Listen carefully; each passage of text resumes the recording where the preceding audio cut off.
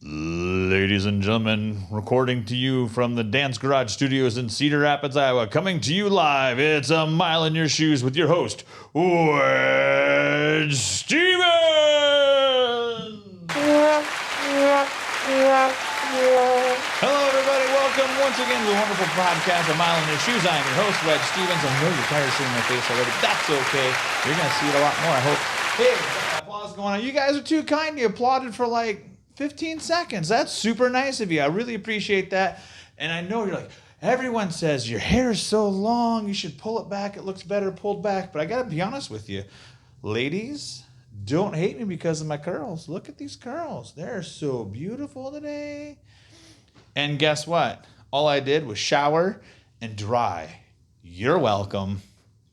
I know my friends always get mad at me. They're like, how much product do you use in your hair? And I'm like, none. And they're like, oh, I hate you so much. You have that. And I said, yeah, but you don't have this gigantic bald spot up here, which is why I still have the long hair. So I can do, because I can't do a pull up, right? I can't like pull my body up, but I can do a pull back.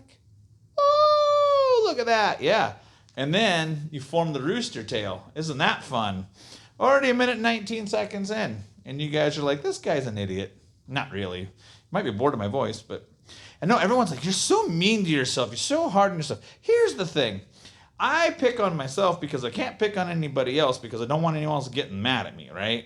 So it's easier just to direct the attention to myself and make fun of me and all that. And people are like, well, you're so hard on yourself. Well, I don't have a response I can use on the air, I don't think. I mean, I could, but I might get sued or something like that. Speaking of getting sued, my guest today is going to get me sued. How am I so mad at him? I don't know. We're going to talk about that in a second, too. Anyway, hey, do you guys know that buying a car sucks? I'm going to tell you right now, I've been trying to buy a car for like the last few weeks, and it has been awful, right? Like, so we're going to have a segment for the next few days called Running Your Car. That's dumb. That was terrible. I don't know what, I had an idea in my head. I don't know what happened to it. It just vanished. Anyway, so I went to take about my first car buying experience since I've had to buy a new car. This has been awful. I went and I was like, use the law of attraction, right? Find this beautiful blue Ford Focus, and I knew what I wanted, and I couldn't find it. And all of a sudden, there it was in the middle of nowhere, and I was like, oh, this is so awesome. I need to, So I was like, found out what the dealership was, and I was like, ooh, I need to go talk to them right away. And so I went and talked to them, and like, we got the deal done, right? We were ready to go. I had the pen in my hand. We were ready to sign the contract. And then I was like, wait a second, my car payment seems a little high. Like, someone needs to explain this a little bit better. My tie's hanging out. And they said, well, if we take the extended warranty out of this. And I said, what extended warranty? We didn't talk about an extended warranty. I don't get an extended warranty on all my body parts. My knee doesn't have one. My elbow doesn't have one. My hair doesn't have one. We didn't talk about an extended warranty. Where is this at? She's like, well, I just thought since you needed it and it gives you extra protection and all that. And I said, and this is not sales. This is taking advantage of people, just like every politician in America does to us. That's right. I said it. Every politician in the world takes advantage of us. Your move, politicians. Prove me wrong. Oh, goodness. Well, I've rambled on long enough. Should we get this show on the road? My guest today was actually supposed to have been two guests today, but somebody chickened out. I don't know. I don't actually know what happened, but she didn't arrive. But she sent me a wonderful replacement. Please welcome to my show. It is Cantrell, right? No, last name is Dukes. Dukes? Yeah. What the heck? No one tells me about these name changes or anything. Just like, we got a new guest. It's whatever. All right, well, please welcome my new friend, Austin Dukes. You get all kinds of applause. Well, try and turn the applause off this time. Let me cover this up so we don't get sued by... don't be getting us sued. Redacted, you know what I'm saying? I don't know. I feel like they wouldn't come for us. I mean, it's a Darth Vader helmet, but it's also, it's like, do I need to bring this a little bit closer? I mean, that's up to you. I like to have mine right about here. Yeah, that's good. Yeah. Yeah. We don't know because corporate machines are evil and violent. True, but like, So it's not like I feel like it's a different Darth Vader head, right? It's like blue and gray. Yeah, but So you ever seen Daft Punk, like their album covers and stuff? I don't even know who that is. You know who Daft Punk is? Okay, this interview's over. What do you mean you don't know who Daft I like Punk how is? you say this interview's over, and you didn't even get up to like, I'm out of here. No, you didn't even. Because then You I would didn't have to even. readjust it, and this thing would have fell off. You'd Then the been House of Mouse fine. would have been on my ass. You know what I'm saying? I You can't would have have that. been fine. What if they sue me and then they take away my Who's Disney gonna Plus sue you? subscription? Daft Punk is gonna sue you? No, I'm talking about Disney. Why would Daft Punk sue me? Well, They- because you're saying that their artwork looks like your shirt. yeah, I mean it does. No, Disney took, or whoever made this shirt took that from Well, their that artwork. says Dance Garage, so No, I don't that- know why you're pointing at I'm that. talking about, you know what I'm talking about. This shirt under this one that looks just like it. So Mm-hmm. if anybody should be suing anybody, Daft Punk should sue Disney. I'm calling it here, folks. Daft Punk, get on it. I don't think that, first of all, I don't think enough people listen to this to get that kind of You'd momentum. be surprised. Things will blow up. You think right? so? I don't Mhm. know, man. I I'm keep calling for hoping. it. I Wait. keep hoping. You just- Maybe if we got a different host. it Everything might- starts small. I'm pretty sure Disney started in a garage just like this. Well, Mm-hmm. yeah, I know Playboy did. Walt Disney just what was Playboy doing in a garage? He actually started in his kitchen table. So what did he do? Just like go up to random women out in the club? No, and actually, like, hey, come back and I'll- that's not. I'll make you 20 that's bucks. not at all. If you go on Amazon and you on Amazon Prime, they have the American Playboy story, and it's like part documentary, part acting, part interviews, like actual clips of interviews with people, and it's super fascinating. The first like 6 or 7 episodes, you're like, ooh, this is really, and then towards the end, you're like, ooh, Hugh Hefner's really creepy at the end. And you're like, he's Yeah. super creepy, but his whole mission beforehand was really great until he got creepy. What was it beforehand? Well, it was, to make a men's magazine that was designed to, apply to men's taste, because back then only men's magazines that are out were hunting magazines and fishing magazines and all that kind of stuff. And he wanted something that was more lifestyle formed. And Esquire had been the men's magazine, but they started kind of drifting the corporate direction when they started kind of getting away from all of that. And so he was like, well, I want to start something similar. And so because they wouldn't give him a $5 raise, he took off and started his own thing and on his kitchen table. A $5 raise would have been a lot back then. I mean, it's a lot now. So it's like, you're talking about $5 like an hour, right? I don't know. All it says is a $5 raise. Yeah, I imagine it means an hour, because if it's like $5 salary raise, that's well, no, nothing. back then you weren't making $5. Well, you might have been making $5 an hour. I don't know. So yeah, $5, that would have been huge. That'd be huge now. So yeah. Yeah.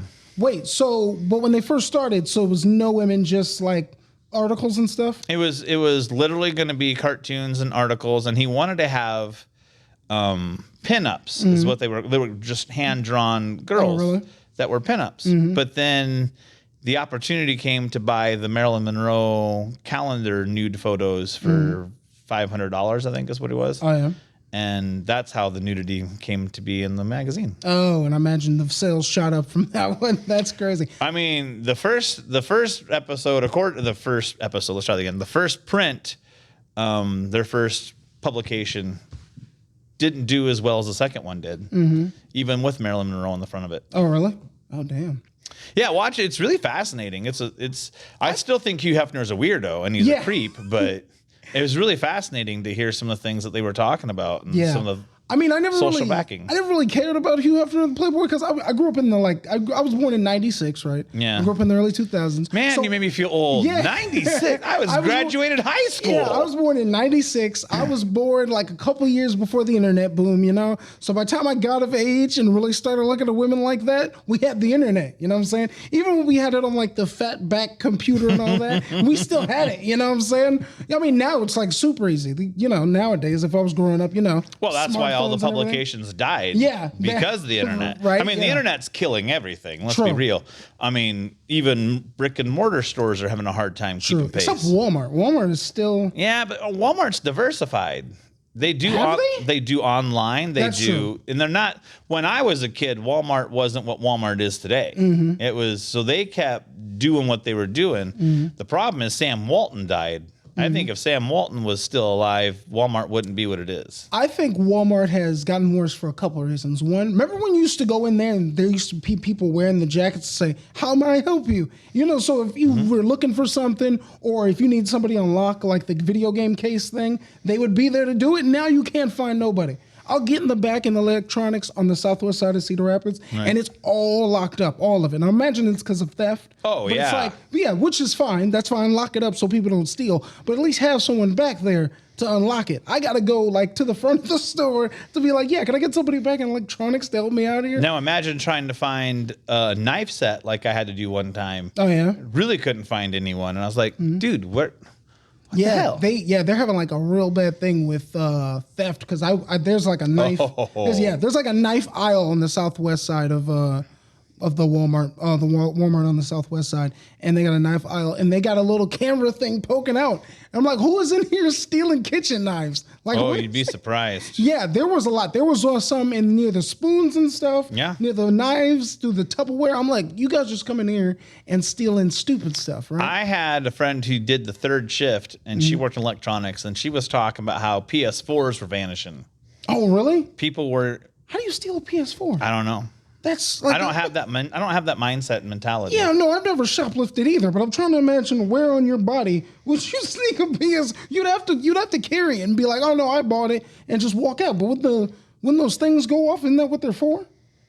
I have no idea, but yeah, I thought they had like security tags or something. I don't know. I don't even think I've ever bought a console from Walmart. I don't think. I usually get my PS5 I got from Target. Okay. Yeah, I got my. You have a PS5? I have a PS5. Get out of here. You're fired. I'm done. This interview is over. Wait a minute. Well, yeah, that's how you do it. Wait, let me tell you how I got my PS5, right? So it comes out, right? And I'm just waiting. I'm like, okay, I need this PS5. It's sold out everywhere. So of course I think, okay, I'm just gonna get it online. Whenever they have a drop, I'm just gonna get on right as soon as it drops, and I'll be able to get one. I was very stupid for thinking that. Yeah. So I get on. I think my first time trying to get on one was Best Buy, right? So I'm like, okay, it was like it drops at 6 o'clock. I'm waiting 5:59. 6 o'clock hits, I hit refresh. It goes into the loading thing. Come on, load. It's still loading. Oh shit. Probably 2 minutes later, it stops unloading. Oh, sold out. I was like, wait a minute, what? I was like, how does it read out to sell that quick? And that was my experience on Best Buy, Walmart, the PlayStation Store website, which was a little bit better because they put you in queues, but it was just it in a couple minutes. You wouldn't even be able to do it. The answer is bots. Yeah, bots. Yeah, that's what I came to find out, which really just sucked because, then people were scalping. Don't buy PS5s from scalpers, people, because if you do, they're just going to keep doing it. Like, you have to not buy it for them to not to do it. Please, I can only beg of you, please stop doing that, okay? If you ever want to get one in the future, don't do that. So eventually, I wake up one day, it's like 5 o'clock in the morning. I wake up, I was like, oh, I can't go back to sleep. So I get up, I sit in front of my TV, I make myself some coffee. And I got like so many alerts on my phone whenever a drop happens, like from Twitter accounts and Instagram accounts, because there were just people just trying to help other people get PS5s. So I get an alert that says local drop at Target. Local drop means they're in your area and you can only get it. It's a pickup thing. So you can come get it from that area. And of course, it's 5 o'clock in the morning. So I'm like, the only people I can imagine being up right now is nerds like me in the same position or college kids. So I was like, I got to do it. So I go online. I was like, next one I see is in Corville. Put it in the basket. It actually went to the checkout screen. I was like, okay, don't freak out. Come on. All my information was already in there. I had all my information on everything all ready to go because I had been through this 9 million times and I was ready to go. I hit checkout. It's loading. I said, it's not going to do it. I've been here too many times. It's not going to do it. Your order is ready. Your order is confirmed. I lost my shit. Okay. I called everyone I know, even though it was 5 o'clock in the morning. I lost my shit. I was like, oh my God, I have a PS5. I called all my friends. Some of them didn't answer. Some weren't too happy that I interrupted their sleep. But I was like, you don't understand. I got a PlayStation 5.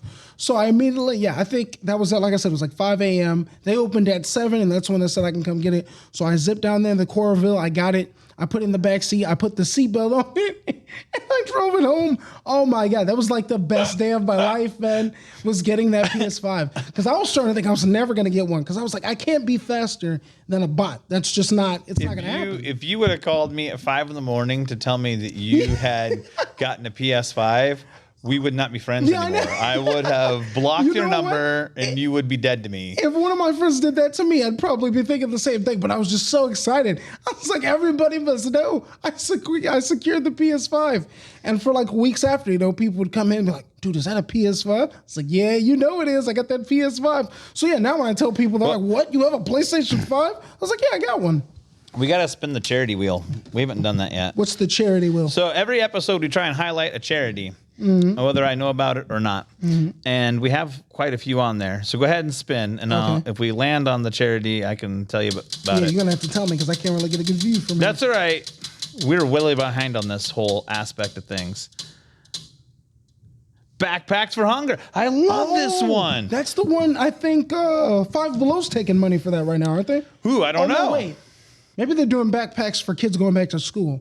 Yeah, I think they're doing that. Okay, Backpack for Hunger is a local charity here in Cedar Rapids that helps kids who do not have enough food to get through the weekend.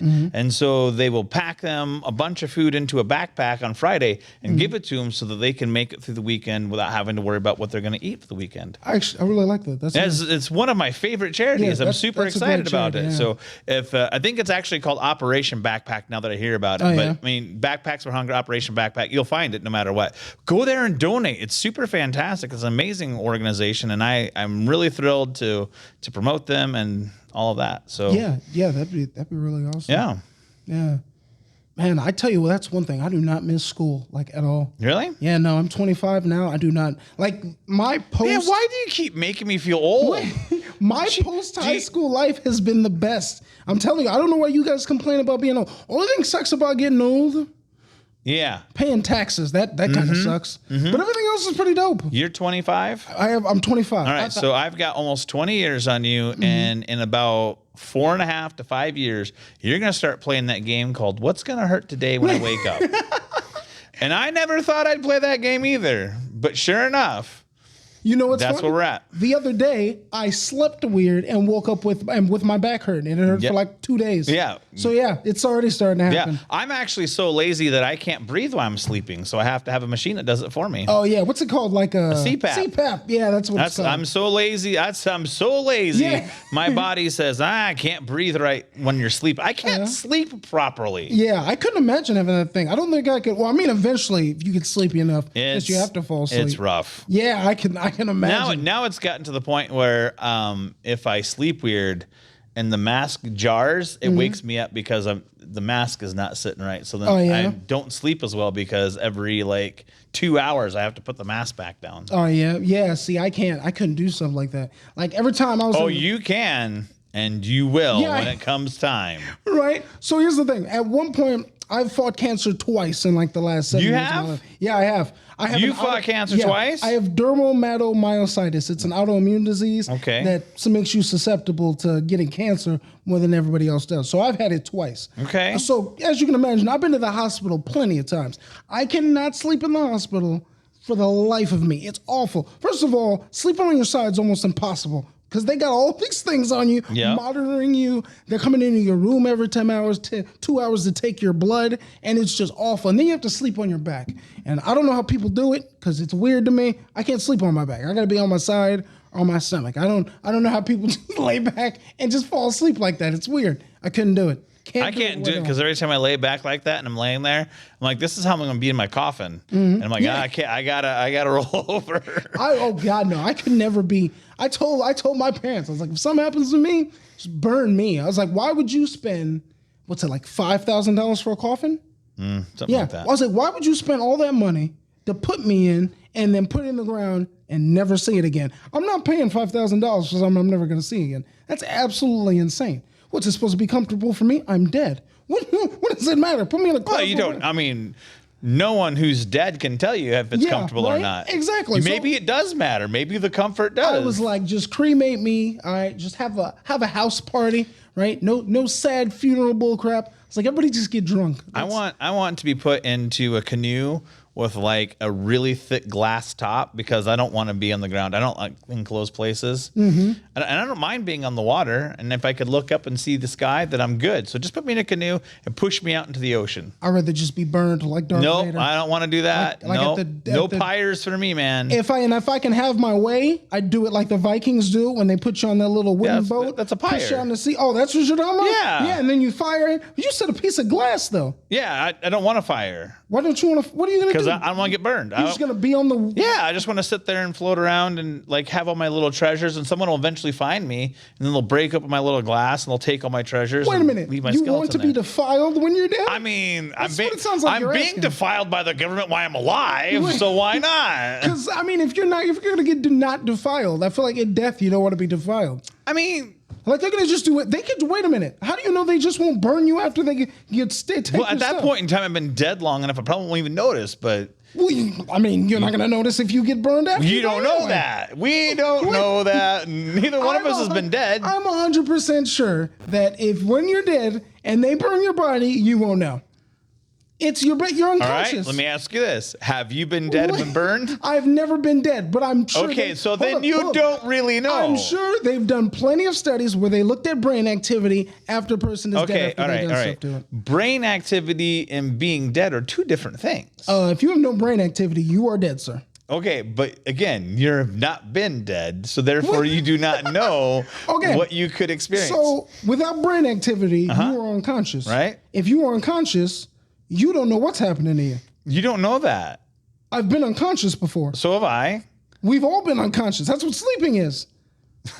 Now, if you were unable to get up from that unconsciousness, you are dead. Okay. So you wouldn't feel anything. So what is your religious beliefs? I don't even know my religious beliefs. Okay. As an adult, I've questioned, I question things a lot more, Oh, I do too. Yeah, so I don't even know, man. I don't even know. My father wanted me to grow up. He was like super Christian and stuff. But as I got older, I just started having my own beliefs and stuff. So- but I think like when you're not gonna have feeling, even if like I'm not right, counting all right. out that there's not something after we die. But I'm saying you in this body are gonna feel anything. We don't know that. So wait a minute. So you're saying, okay, because this is a horrifying feeling. You're saying the people that we buried could still be aware in the ground 6 feet under. Sure, why not? That's absolutely terrifying. I'd rather be burned then. I mean, okay, but think about it like this, right? I have enough evidence to support the fact that haunted houses exist, that there are ghosts and spirits and things among the world, right? I've experienced haunted houses. They're terrifying. Please take me because I am very skeptic. You can come I and would stay at love my to house know. anytime you want. Your house is haunted? My grandfather walks up and down the stairs about 3 o'clock in the morning. And you're just cool with that? I didn't say I was cool with it. I would I'm move just immediately. saying, like, wait a I minute. would There's be pew. As soon as I thought somebody was walking down the thing at 3 o'clock in the there have morning. been many a times lately that I will put my car keys somewhere, and I know I put them in one place, Mm-hmm. and then they'll be like upstairs or something, and I'm like, Nana, Yeah, knock but- this crap off. Our memories are fickle, though. I often think I put I things. never go upstairs. Never? I never go upstairs because as soon as you go upstairs, you can feel the creepy, weird. So I'm not ruling out that ghosts don't exist. If they do, that's cool. When I'm dead, The I'll be a Vasily ghost. Axe murder house. But I mean, People think go about there it. all the time. If ghosts existed, right? So what would mean? Why would what are the parameters that someone would need to do to become a ghost? Just die? Because if that's the case, there should be ghosts everywhere, literally everywhere. And who's to say there's not? Then how come I've never seen one? I mean, if they're everywhere, there would have to be billions on top of billions All of right. ghosts. Let me ask you this. You ever seen the wind? Have I ever seen the wind? Yeah. No, But it's there, but I can feel it. right? And you get enough. No, you can feel the wind though. Mm-hmm. I don't feel the ghost. Oh, that's not true. How do you know? What do you mean? You ever gotten that really weird shiver up your spine for no reason whatsoever? Yeah, you mean goosebumps? Yeah. That's Like, not a ghost. how do you know? Because I'm pretty sure it's explained through science. Okay, please explain to me how a goosebump when you're just walking down the street happens. Your nerves are very weird. Mm-hmm. The human body is weird. Why would you automatically go? If that was the case, you'd literally be getting goosebumps 24/7. You walk into a McDonald's, oh god, you walk anywhere. People have died everywhere. If you look at the scale of human history, we are just walking on bones all day. If you really think about it. That's really true if you go to Savannah, Georgia. So if you think about it, you would just be getting chills 24/7. You wouldn't know chills from not chills. Okay. You wouldn't even know. We'd But just be walking through chills all day. sometimes it could be a comforting touch as opposed to a shocking touch. Why would it be comforting? Well, let's say that you're just passing by a friendly spirit, or what's your relative or something. Are they going to try and scare you?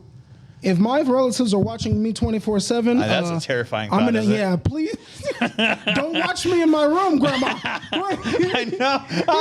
Don't watch me in my room, Grandma. When my grandma died, that was the first thing I thought. I said, Yeah. crap, now she's going to be able to see what I do in my own privacy. I would hope, if that's the truth, that she wouldn't watch me, you know? Because that'd be weird, right? Like, if I was dead and like my grandkid was in the room, I'm like, yeah, I'm gonna stay out here in the hallway and the dinner area, you know? I'm not gonna go into his room. But I don't know. I just, that I don't really see that happening. Because I feel like, just 24/7 chills everywhere. Like, and let's say, like, if they were violent or evil or whatever, I feel like that would be happening constantly. Okay, so I'm going to tell you a story, and then later on this week, someone's going to verify the story for you. I was in New Orleans at a voodoo shop, and I have this scar on my arm. Hang on. Let me pull out my scar so you can see it. Right here. There's a scar right here in my arm. You see that? I see that. Okay. So I was walking through this voodoo shop, and all of a sudden, it felt like a cat. You ever had a cat scratch? Yeah. Where it like burns. It went right across that scar. Just felt like a cat scratched me. And I started shaking my arm, and my friend was like, what happened? And I said, I just got touched by something. And she goes, what are you talking about? And I said, look. And all of a sudden, it was red, about like this and about like that. I hadn't touched it. I knew better than to touch it. But it just got red and really puffy. And the voodoo spirit got me. Or that voodoo lady got something set up to get you, so you think some voodoo There was spirit got nobody you. around me. Think about it. If voodoo was real, right? Oh, hey, whoa. I'm just this saying. is a careful, Icarus. I'm just This saying. is a dangerous conversation. I'm just saying, if voodoo was real, right? And I don't know. You know, there's many mysteries in the universe. Maybe it is. But if it was, I feel like somebody using voodoo probably would have took over the world by now. Who says they haven't? This is the voodoo dominated world. Could be. How am I to judge This is that? what you're going to do with world domination? Who's in charge? All then? right, hang on. Let's go big picture here for a second, right? So what do we have in this world right now? We have a lot of hate. A lot of people just hating each other. Yeah, but we've had that since the beginning of human history. Okay, that's true, but it feels really prevalent right now. No, it's more prevalent now because we know more of it because of the internet. Okay. Think about it. Before the internet, Well, you the wouldn't even internet. know most of the Now, stuff hang that's on. going on. 90%. I wouldn't say 90. Let's say 47% of the people that are on the internet aren't even real people. They're computers doing their AI crap. Elon Musk was talking about that the other day. I don't know if that's true. I think there's a lot of trolls on the internet. Yeah, go on research a little bit of this. I mean, some of this is a little scary. I play online video games, Okay. so I hear the hatred so firsthand. we got hatred going on, right? We have a lot of division right now. Lot of division. Yeah, but We have the America that I grew up with is not the America we got today. well, that's one because you're Are you calling me old? no, I'm calling Are you calling me old? I'm saying, what year did you grow up? I was born in 78. 78, right? So Now hang on, wait. I should change this a little bit. The Germany / America I grew up in is a little different than here's the thing: it's always been there, though. Especially in America, hate's always been there, dude. I mean, and I agree with you. But it had gotten better. When? And then it's gotten worse. What do you mean when? I mean, it technically got better, but it got. I mean, we went from. We've completely lost the point I was trying to make here. We've gone from like treating people of color like lesser than human beings to equal, but the racism is still there. I mean, that wasn't going to solve it. That just made it. Well, that's because there's racism on every side. Yeah, that's what I'm saying. I mean, there's always going to be hate. Right. But it was the law. Racism was the law at one point. Okay, for a significant, like for most of America's history, racism was the law. They Okay. were like, these people are lesser than everybody else. That was the set in books law.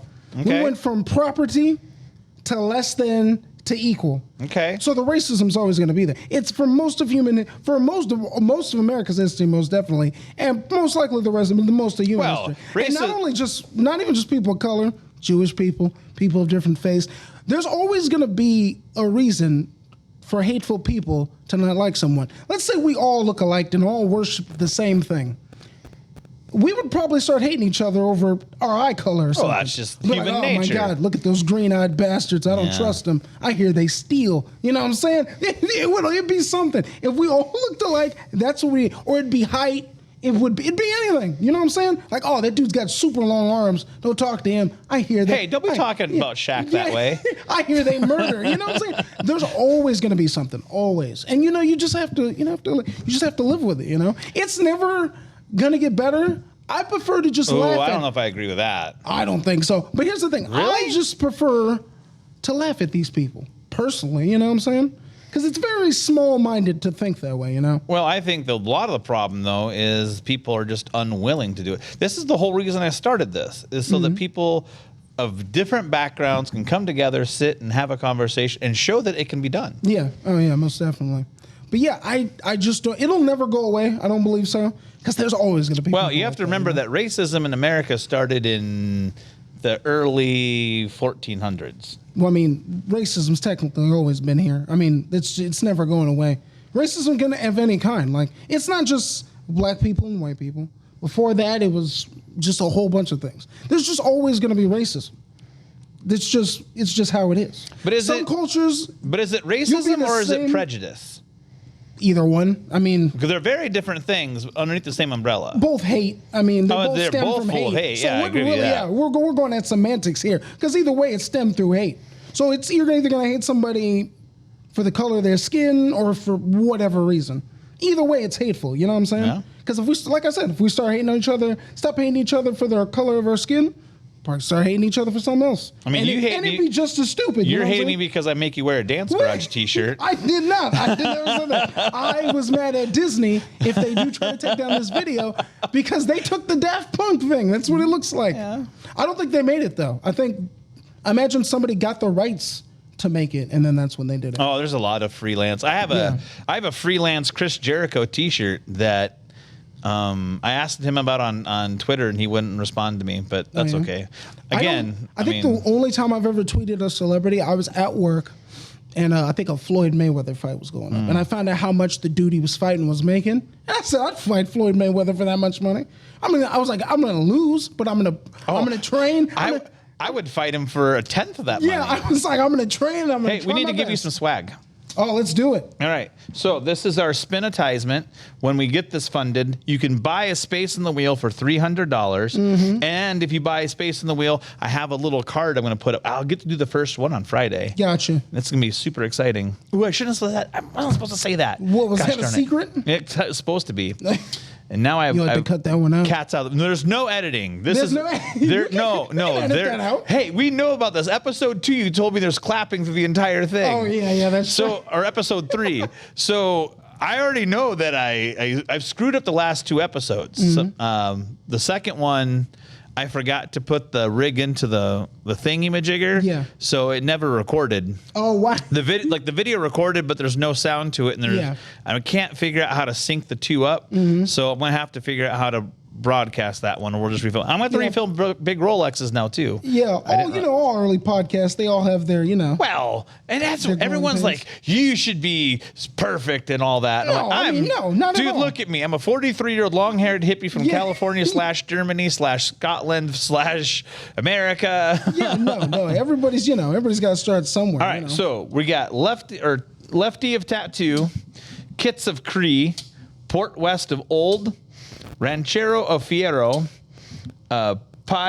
P of Sharp, Joy of Kender, U Visions of, Garage of Dance, Table of Time, Gate of Coal, Apps of Z, and Top of Frost. Go ahead and spin that. I'm going to check everything. Let's do it. Oh, man! Oh, party foul. Kits of Cree. Kiss of Cree. I've been waiting for this. What's the Kiss of Cree? Oh, you're gonna find out. Oh God, now I'm scared. What is this? Oh, buddy. It sounds like a deadly drink or something. Oh, it's better than that. Here, I'll give you a choice. What is that?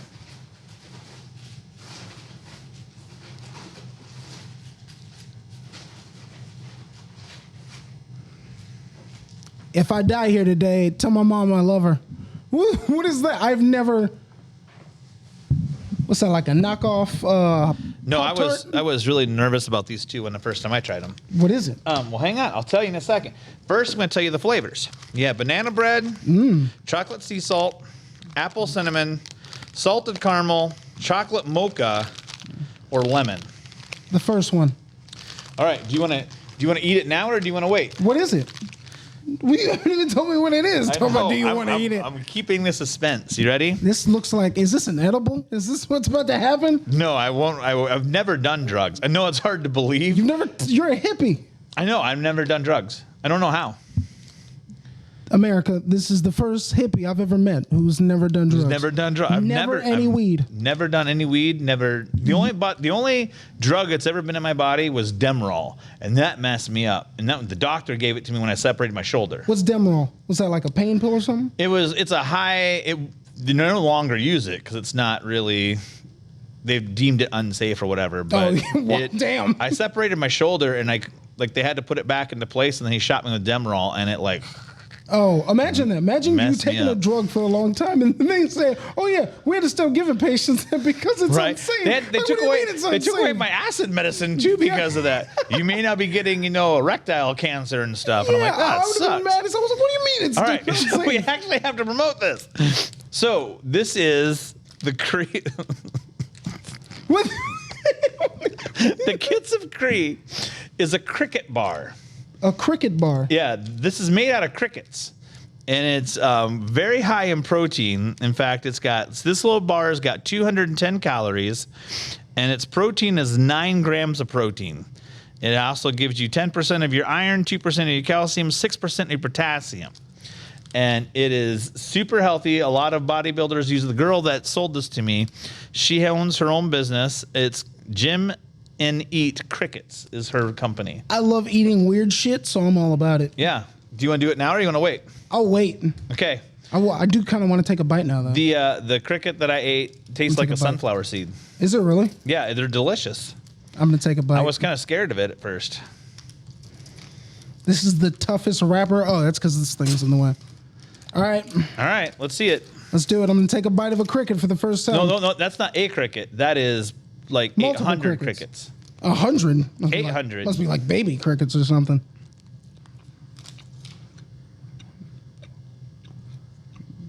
That's pretty good. Yeah, That's pretty good. I can't wait till my mother sees this. She goes see me eating crickets. I know, right? Mm-hmm. Speaking of your mother, she chickened out. She chickened out. I had a bunch of questions I wanted to ask her too. My mother's kind of flaky sometimes when it comes to plans. No, I'm flaky Clarice? too. Yeah, we're flaky. We're both flaky. We're super flaky. No, To be honest, I've always wanted to do a don't podcast. speak these lies. I've always wanted to do a podcast though, so I was like, I'm going. You're I was going. like, I'm so down. That's good. And I'm glad you're here. And I remember you from Red Robin, Yeah, you guys used to come in all the time. which is my favorite. Yeah, my favorite probably food place. Which was weird because it was always your mom serving me, and then Yeah. I got to serve you guys a few times. Mm-hmm. And you guys are one of my nicest customers. Yeah, we loved going there. You know, Well, I love your mom. yeah. Yeah. I loved going to Red Robin. So She's just always down because I'm ready to go. I'm like, yeah, let's go to Red Robin. So I guess I'll have to ask you the questions and ask her. So, Yeah, let's do it. You ready? Yeah. All right.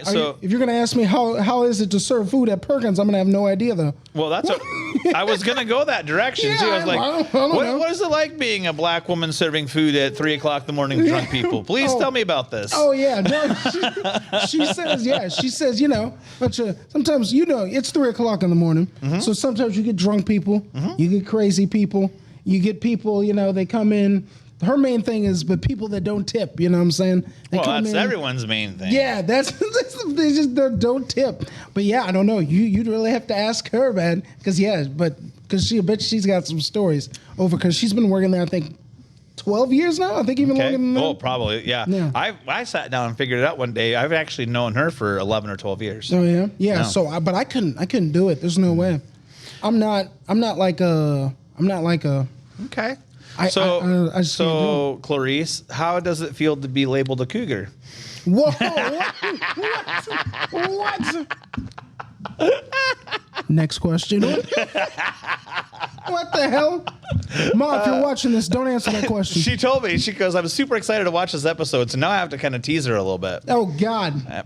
I mean, your mom and I have had some very fascinating conversations. I don't even think I want to know. No, it's not that I don't even think I bad. want to know. It's not that bad. Oh my God. But we're comfortable with each other that I would feel comfortable saying that to her. We're on Yeah. that kind of level. Yeah, but my mother.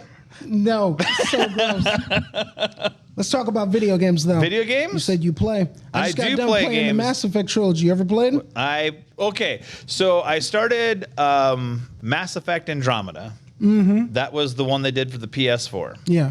And I was told it wasn't as good as some of the other ones. True. I found it to be kind of clunky.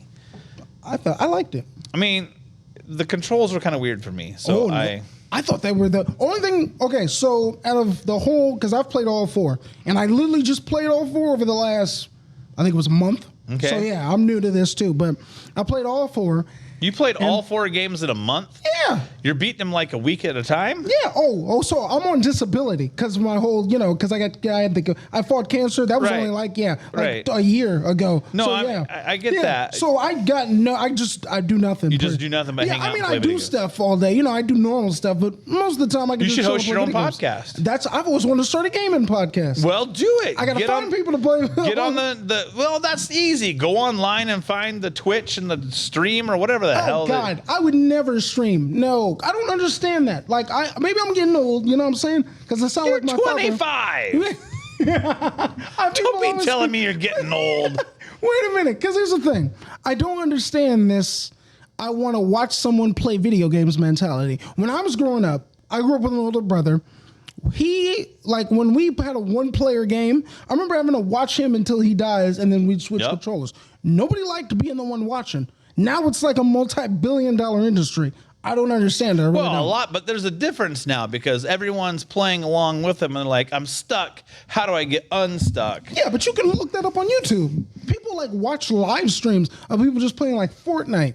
Oh, Like I that don't know dude about. Ninja. I've done the YouTube thing where I'm stuck and I'm looking for something, so I have to. That's much better. Yeah. I get that. Like walkthroughs, I yeah, get like that. all right. Yeah. Now I have to pay attention to where are you going? All right, Yeah, yeah. yeah, no, and then you find out it's like some 9-year-old Yeah. kid that's teaching you. Like, man, I feel stupid. Right, I get the walkthroughs. I get that 100% because Right. I've needed to use walkthroughs. I try to use them as little as possible, but sometimes you're just like, I'm done. I'm gonna figure this out. And sometimes it's something like I would have never figured that out on my own. So thank you. But the live stream thing, I don't get it. The streaming thing. Oh, it hang on. Shout out to Outlaw Gary. Okay, go ahead. Yeah, the streaming thing. I don't get it, man. My friends have tried it. They're trying to. Man, everyone a lot of the professional wrestlers do it.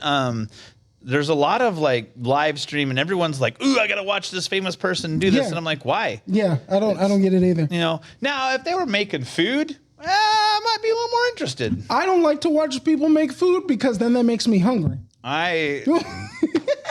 But I can think, relate. Especially if it's something that looks really good and I don't have something nowhere near that in my house. That's gonna make me mad now. Because I'll be like, I don't have that. I could have that succulent fucking cake. Can't even have it because it's in the TV. What am I gonna do about it? You know that you could do this thing. I know this is a crazy concept. You're gonna say go to the store and buy some or make it. didn't You could go to the store and get the ingredients they're telling you to Oh. use, and then you could actually recreate what they did. Anybody at home? Okay, have you ever tried to make something you saw on the TV? It does not work like that. Has it worked every time? Not every time, but I've done it before. Has it worked the exact same? A couple times.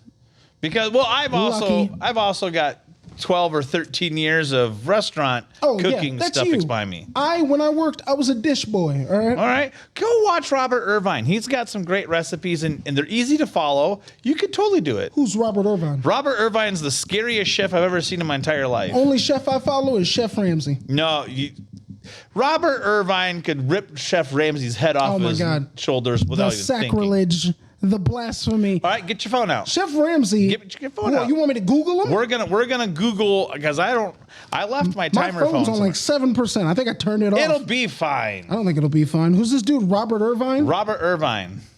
He looks like he should be playing in the NFL. Doesn't matter. Chef Ramsay's still the GOAT. I mean, Chef Ramsay's Scottish, so I agree with you.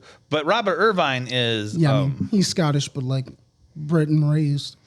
Robert Irvine has a bigger heart, is kinder, gentler person. Gordon Ramsay can be very kind. You ever seen him on MasterChef, Special MasterChef Kids? He loves those kids. Yeah, because they're kids. Yeah. He doesn't want to come across as the devil. He's not a devil in MasterChef either. He's only a devil in the Hell's Kitchen.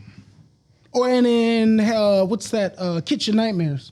And Hotel All right, Nightmares. Gordon Ramsay can come and do. I'll invite him to do a celebrity episode, Oh, yeah, and my we'll phone's raise dying. money for charity and all of this. It's gonna die. I gotta hold up. I gotta save that because I didn't bring my charger with me. All right, here, spin the wheel again. I'll get my phone, and Cool. then we'll see where we're at. And yes, if Gordon Ramsay comes on here, make sure I'm back for that one. I will definitely do that. He's not gonna like that you said that. Who's this? Gordon Irvine or no? Not Gordon Irvine. What was his name? I got Top of Frost, whatever that is. Top of Frost. That sounds like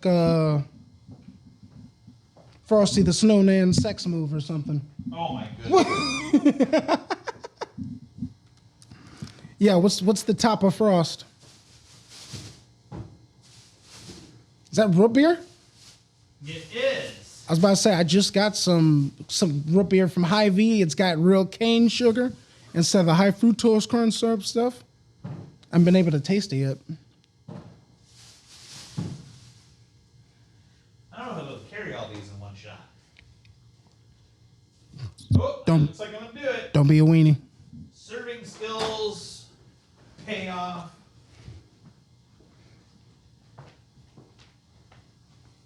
Dope.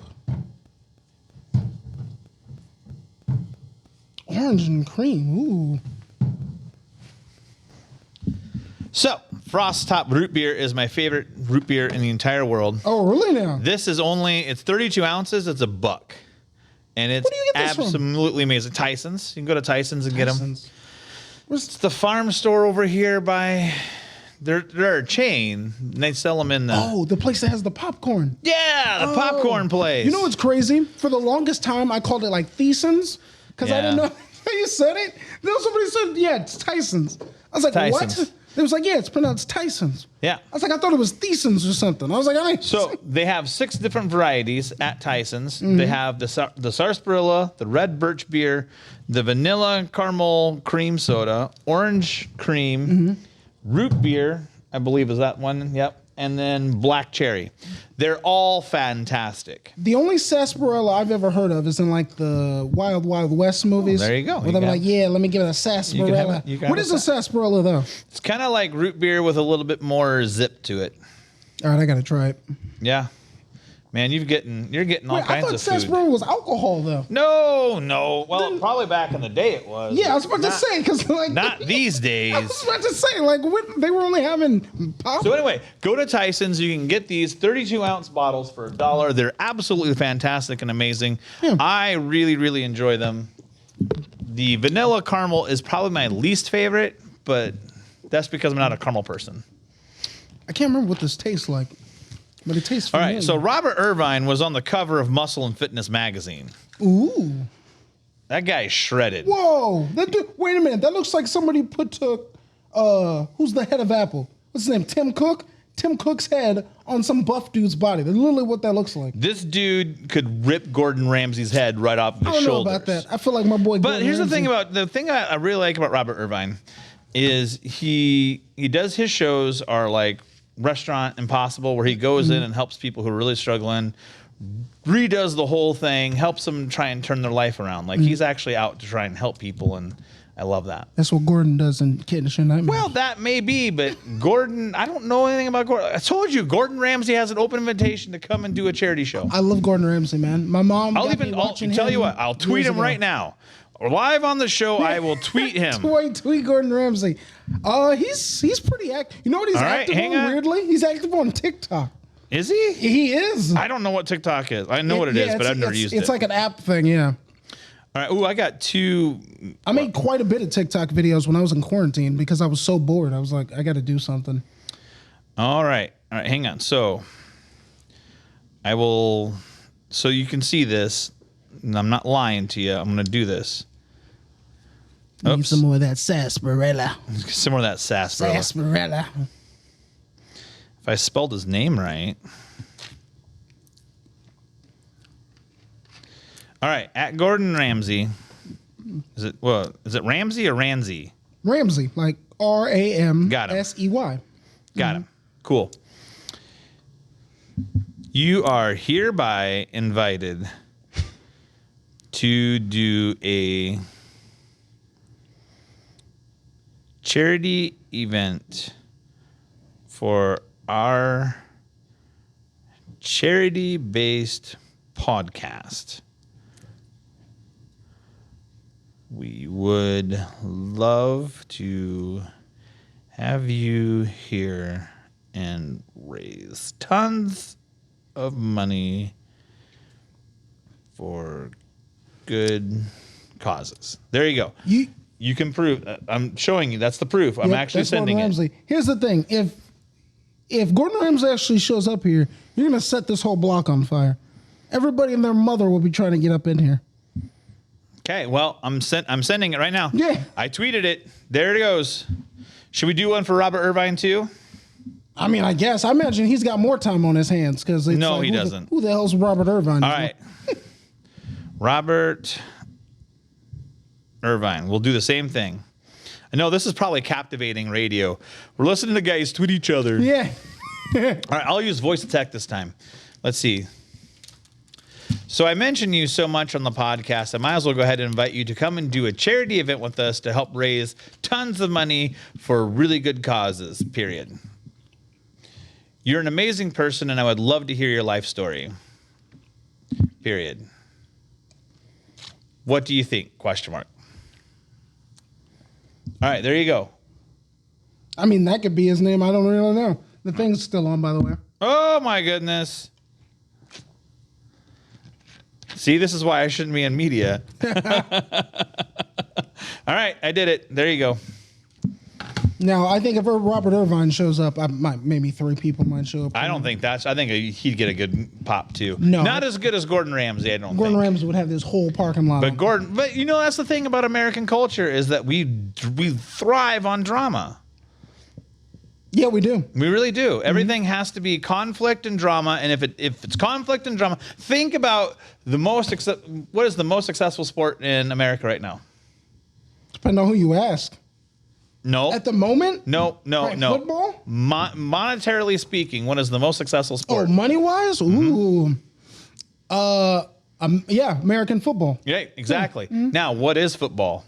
11 guys or 22 guys getting on the field, smacking each other in the head, and brutally pounding each other for an hour. A lot of them are good friends, though. It's not about drama. It's about sportsmanship. For them, it's not about drama.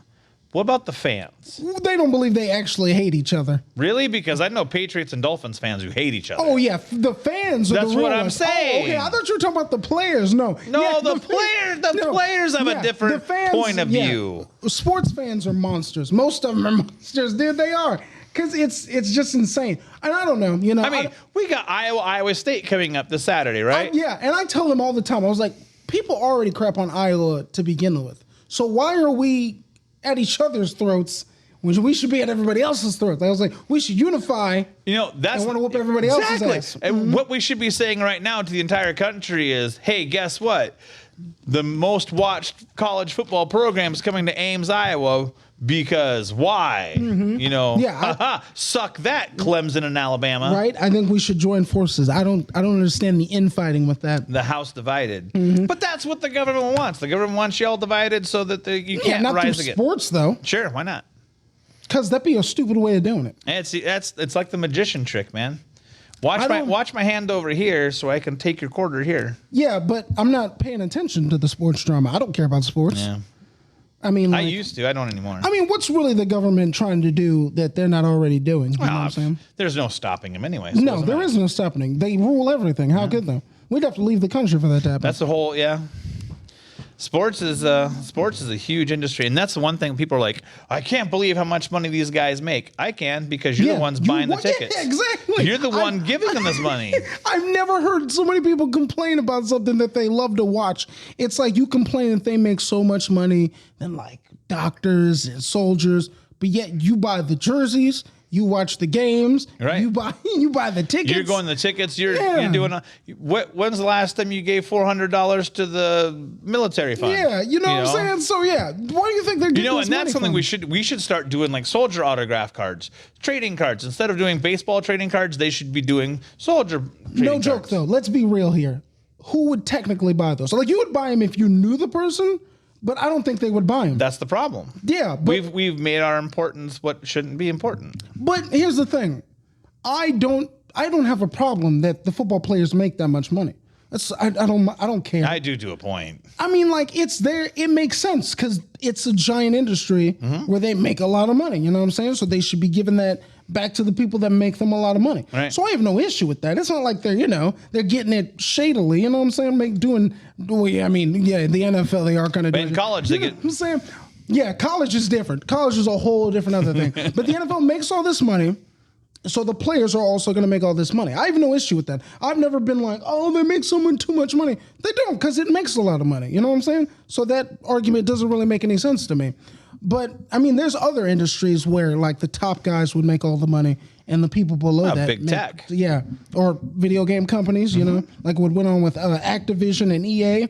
I think it was Activision who shared their employees got together and shared their salaries, and they were making like close to there were huge discrepancies in what people were making, or they would like fire. They'd have like a record. I mean, that's true. And the head of Walmart's making way much more money than. And then they would have like record sales, but they still like fire a bunch of people.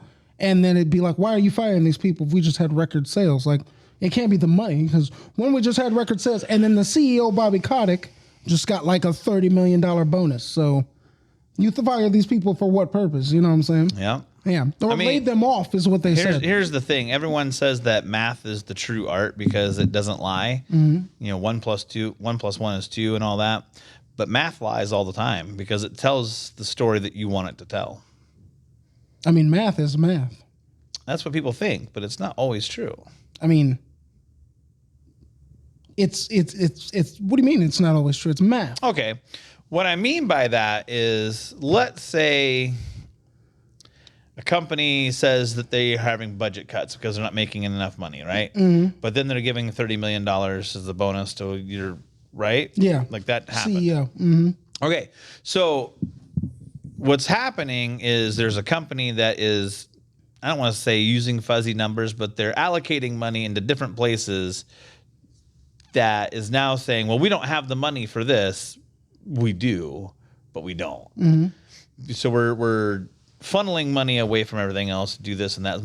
Math isn't always math. Oh, wait. So your problem is less with math and numbers as No, I'm saying like there's ways of doing your calculations to tell people this is what happened when it's not what happened. Yeah, they're bullshitting the numbers. Yeah. I mean, that's not math's problem, though. That's their problem. Well, they're bullshitting the numbers. I mean, I don't like math. Math is evil. Algebra is evil. I wouldn't say Algebra is evil. Algebra's the worst. Algebra's evil. Algebra's the worst, but math, no. I never took calculus, so I can't say if calculus. I is did evil. not either. I was a pretty good student in high school, but I was awful at algebra. I feel like we have bounced around so much in this whole conversation. I don't know what we've actually accomplished as far as what's this thing back here. So this is called the turn of topic, and what that is it's a bunch of terms that have things on there that are meant to scare you, but have different meanings to them. What's dirty knees? I can only imagine what it is, right? Because my mind's going somewhere else. That's exactly the That's point. exactly what it is, It's supposed to take you. Donkey Punch. I didn't even see. Wait a minute. I was reading it earlier. I didn't even see Donkey Punch on there. Yeah. You know, the question for that one is, if you get the donkey punch, is have you ever been going through life and it feels like it's really going well, you're really doing like, and you feel like you're going to get to the top of the mountain, and then something comes from behind you and just punches you and takes your whole world apart? That's not what a donkey punch is. I know. So I you're saying the know world would have that. to be fucking me and then punch me in the back of the head because that's what a donkey punch is. I know what it is. I was trying to take something dirty and make it clean. That's what I was trying to do in life. Yeah, but you only told like half the dirty part of it.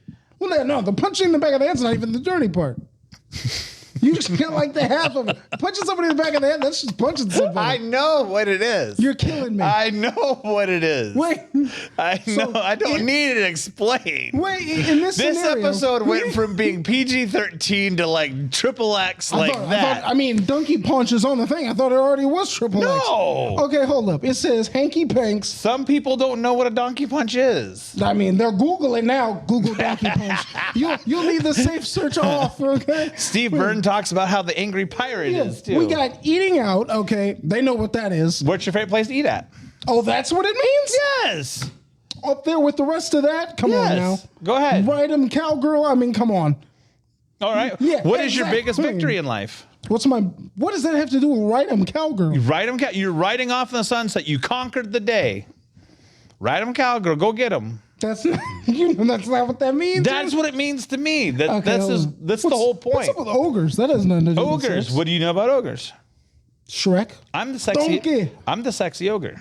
Oh yeah, my mother said that's your nickname on Yeah, here. the sexy. Oh, that reminds me. Since we're talking about that, hey, if you come to Dance Garage and you want to take a class, but you're really unsure of it all you gotta do is say, "I know the sexy ogre," and you get a free class. I'm gonna take you up on that offer. Yeah, come and dance with them.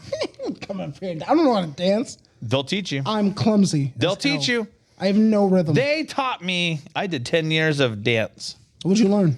I learned that my niece and I have a really great relationship because of it. No, that's nice. I did 10 years of daddy-daughter dance with her. And then the next one is just sex. So how Yeah, do you? are you ready? Do sex scenes in movies make you uncomfortable?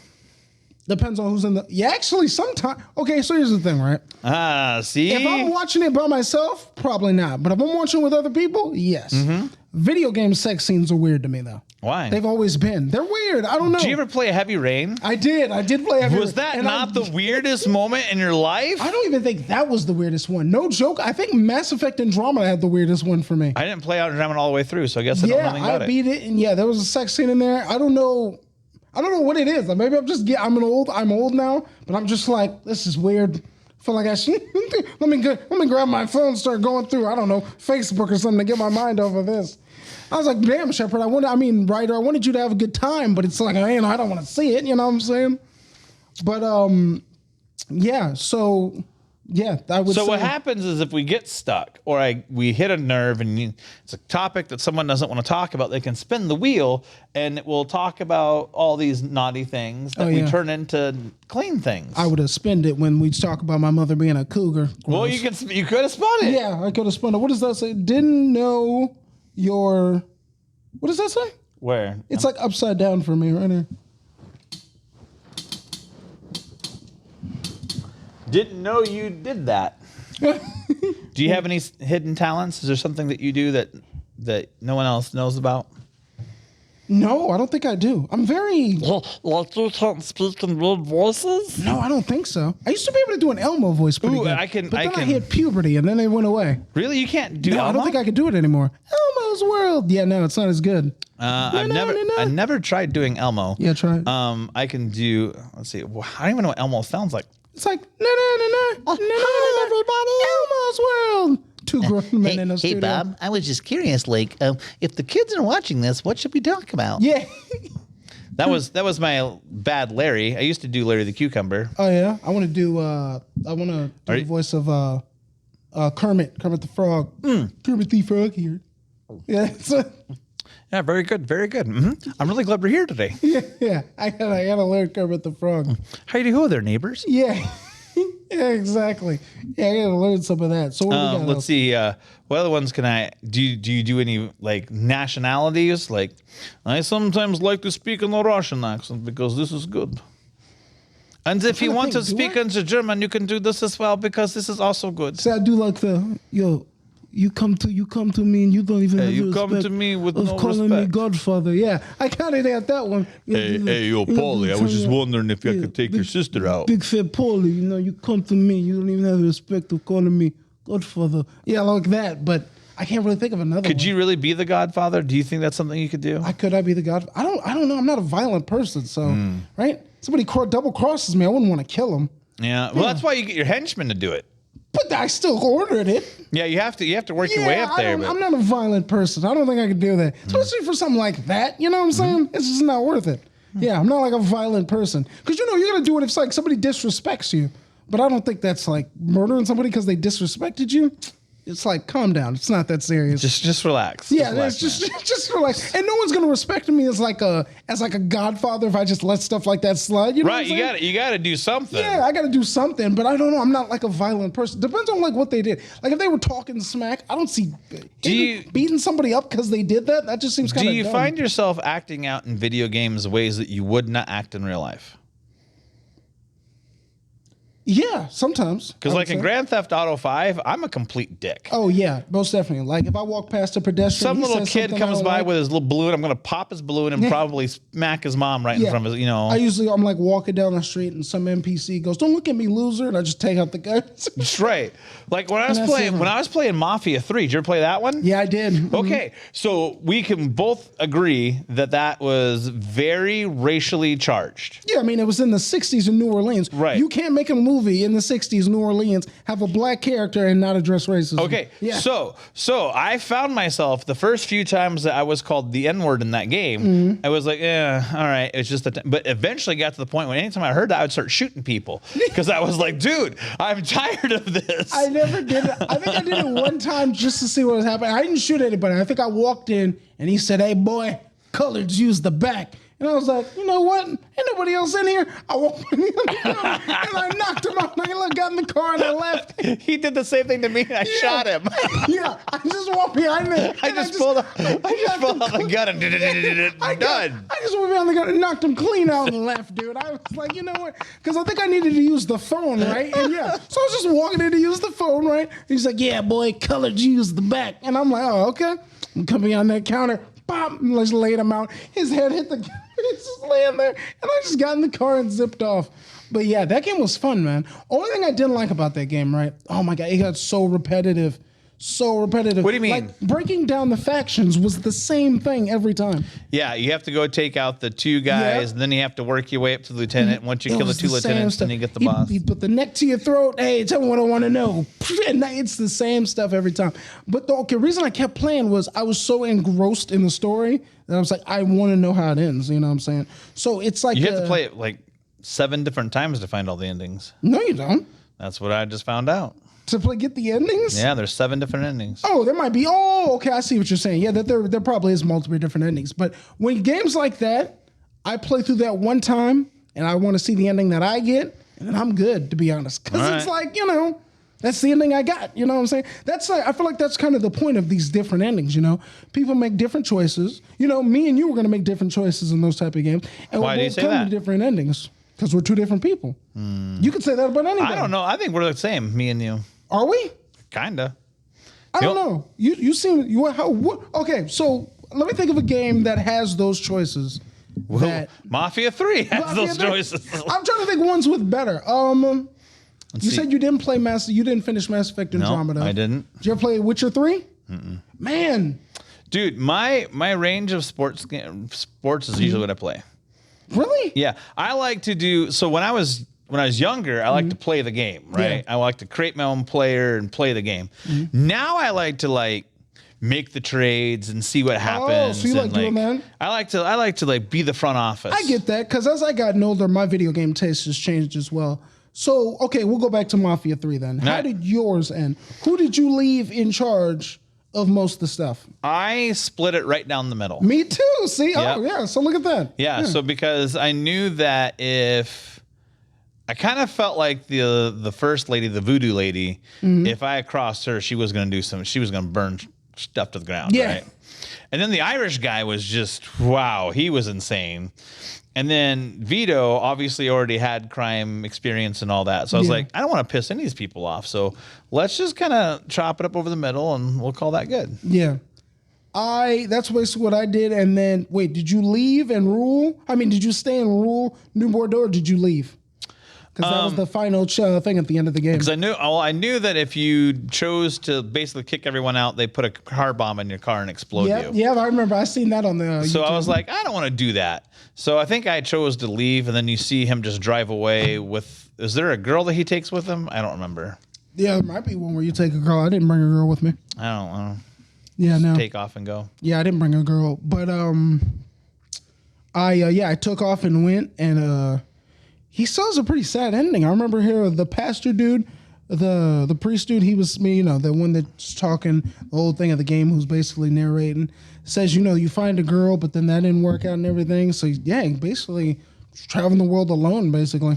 Yeah, and that was a rough game, just story wise, but. Yeah, how do you recover from that, Yeah, it was kind of sad. So that one didn't get the best reception, especially compared to the first two. I don't know if you played the first two. Yeah, especially. I started the second one because you play as Vito in that one, don't you? Yeah. Yeah. Mm-hmm. I didn't finish it because I didn't like the controls that was on the PS2. Oh yeah, years and I years played. ago. I played all three. I played the remake of the first one that came out not so long ago. I played the second one years ago on my PS3, and I played Mafia 3 when it first came out. And the third one didn't really stack up. And I think Hangar 13, who is the people who developed Mafia 3, I think they're working on something different now. Even though I hear that they wanted to make a Mafia 4, but they're not going to now. I imagine because 2K was like, nah, it's. Well, 2K's had some problems. I mean, WWE 2K20 is the worst game ever made. 2K is going to be just fine though. Like. Oh, they got Rockstar under their belt, and Rockstar's been making oodles of money. Okay, Yeah. Oodles of money. But what else has been making money for them? Because I know they got the 2K. What's that? That 2K video basketball series. yeah, but it sucks. Like No, people love that game. they may love it because that's what they have, but I keep hearing complaints about it all the time. They keep buying it though, so it's Well, they do the same thing with Madden. it's like Call of Duty. People keep complaining about it, but they keep buying it. Madden has gotten so terrible, but people keep buying it because what other option do you have if you want the updated roster? True. The exclusive deals kill this stuff Yeah, that's because true. the competition breeds competitiveness, which brings the best of you out, right? And if there is no competition, you become complacent and lackadaisical, and you don't care. That's the problem 2K is running into, especially the WWE franchise. There's so much stuff. Like back in the day, it was a really amazing game. Now it's like, Yeah, but when you have the license and people keep buying it, mainly because people keep buying it, they have no reason to do better. So people have to quit buying it. I know. Even if that's the only thing they can Convince people to stop that. Yeah, exactly. You But can't. they're not. They're not going to They're not stop. gonna No, stop. sports fans, when it comes to video games, they just don't care. I don't think they do. oh, I think they do. I haven't bought the last baseball game I bought was MLB 14 because I bought the 20 and I hated it. So I just went back to 14. But sports fans, they consistently will buy like the card packs in like 2K. Yeah, I don't They'll understand all put that. real money into that stuff. I know friends that put like don't. money, like they work, they come home, they put their credit card, try to get the thing. And I'm like, dude, this thing is set up where you would do exactly this. You're not going to get the dude that you want until you spend a buttload of money. Like, please stop this. I was like, you can do what you want, man, but it's like you're Yeah, falling why right in the not? trap. Why not just go and create said player if that's what you really wanted or whatever? I don't know how do you do that now because everything's monetized now with these games. Yeah, Man. that's everything. why I stopped buying them. Yeah, back in my, Well, back and in my day. I decided something else was more important. Yeah, I don't know. Yeah, the monetization of games, it's like, it's definitely the. All right, well, you the get one negative more part spin of the video wheel games. before we get to the closing point here. Cool. So what do we got? I don't know. Spin it and let's see. Oh, I was supposed to read the companies. I forget about that. So Lefty of Tattoo, Kits of Cree, which you just got, Port West of Old, Rancho of Fierro, P of Shar, Joy of Kender, U Visions of, Garage of Dance, Table of Time, Gate of Coal, Apps of Z, and the Top of Frost, which you already got. Cool. I'm gonna go see what you get here.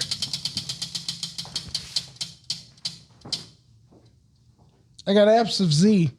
Apps of Z. Oh, that's good stuff. You got all food today. That's weird. Wait, there's other stuff besides food? Oh yeah. Like what? So P of Shard is a pack of Sharpies. I don't know. There's other stuff on there that's not.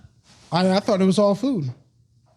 Well, dude, I pay for all this myself, so I have to keep stuff fairly reasonable. So I went to Mardi Gras and discovered these amazing chips. They're from Zapp's. They're Cajun style chips. They're absolutely delicious. I found 3 different flavors up here in Cedar Rapids. Cajun dill gator taters. Oh, dope. These are the spicy Cajun craw taters. Dope. And these are my favorite, the Voodoo. I've seen these in the store. They're like oil and vinegar or salt and vinegar chips, but they have this amazing Cajun rub on them. They're not super spicy. They're just really tangy. I love them. Dang, yeah, I got to try that I have a out. hard time. So you can have all 3 of those. Oh, thanks, man. Yeah, those look good. Yeah, I saw the No, voodoo thanks for ones in giving me store. an hour and a half of your time. We've been recording for an hour and a half. How are we really? This blows by like it's nothing. I feel like we had so much still to talk about. You played the new Star Wars games? Jedi Fallen Order? Oh, no. Man, how do you have a console system and yet to play these games?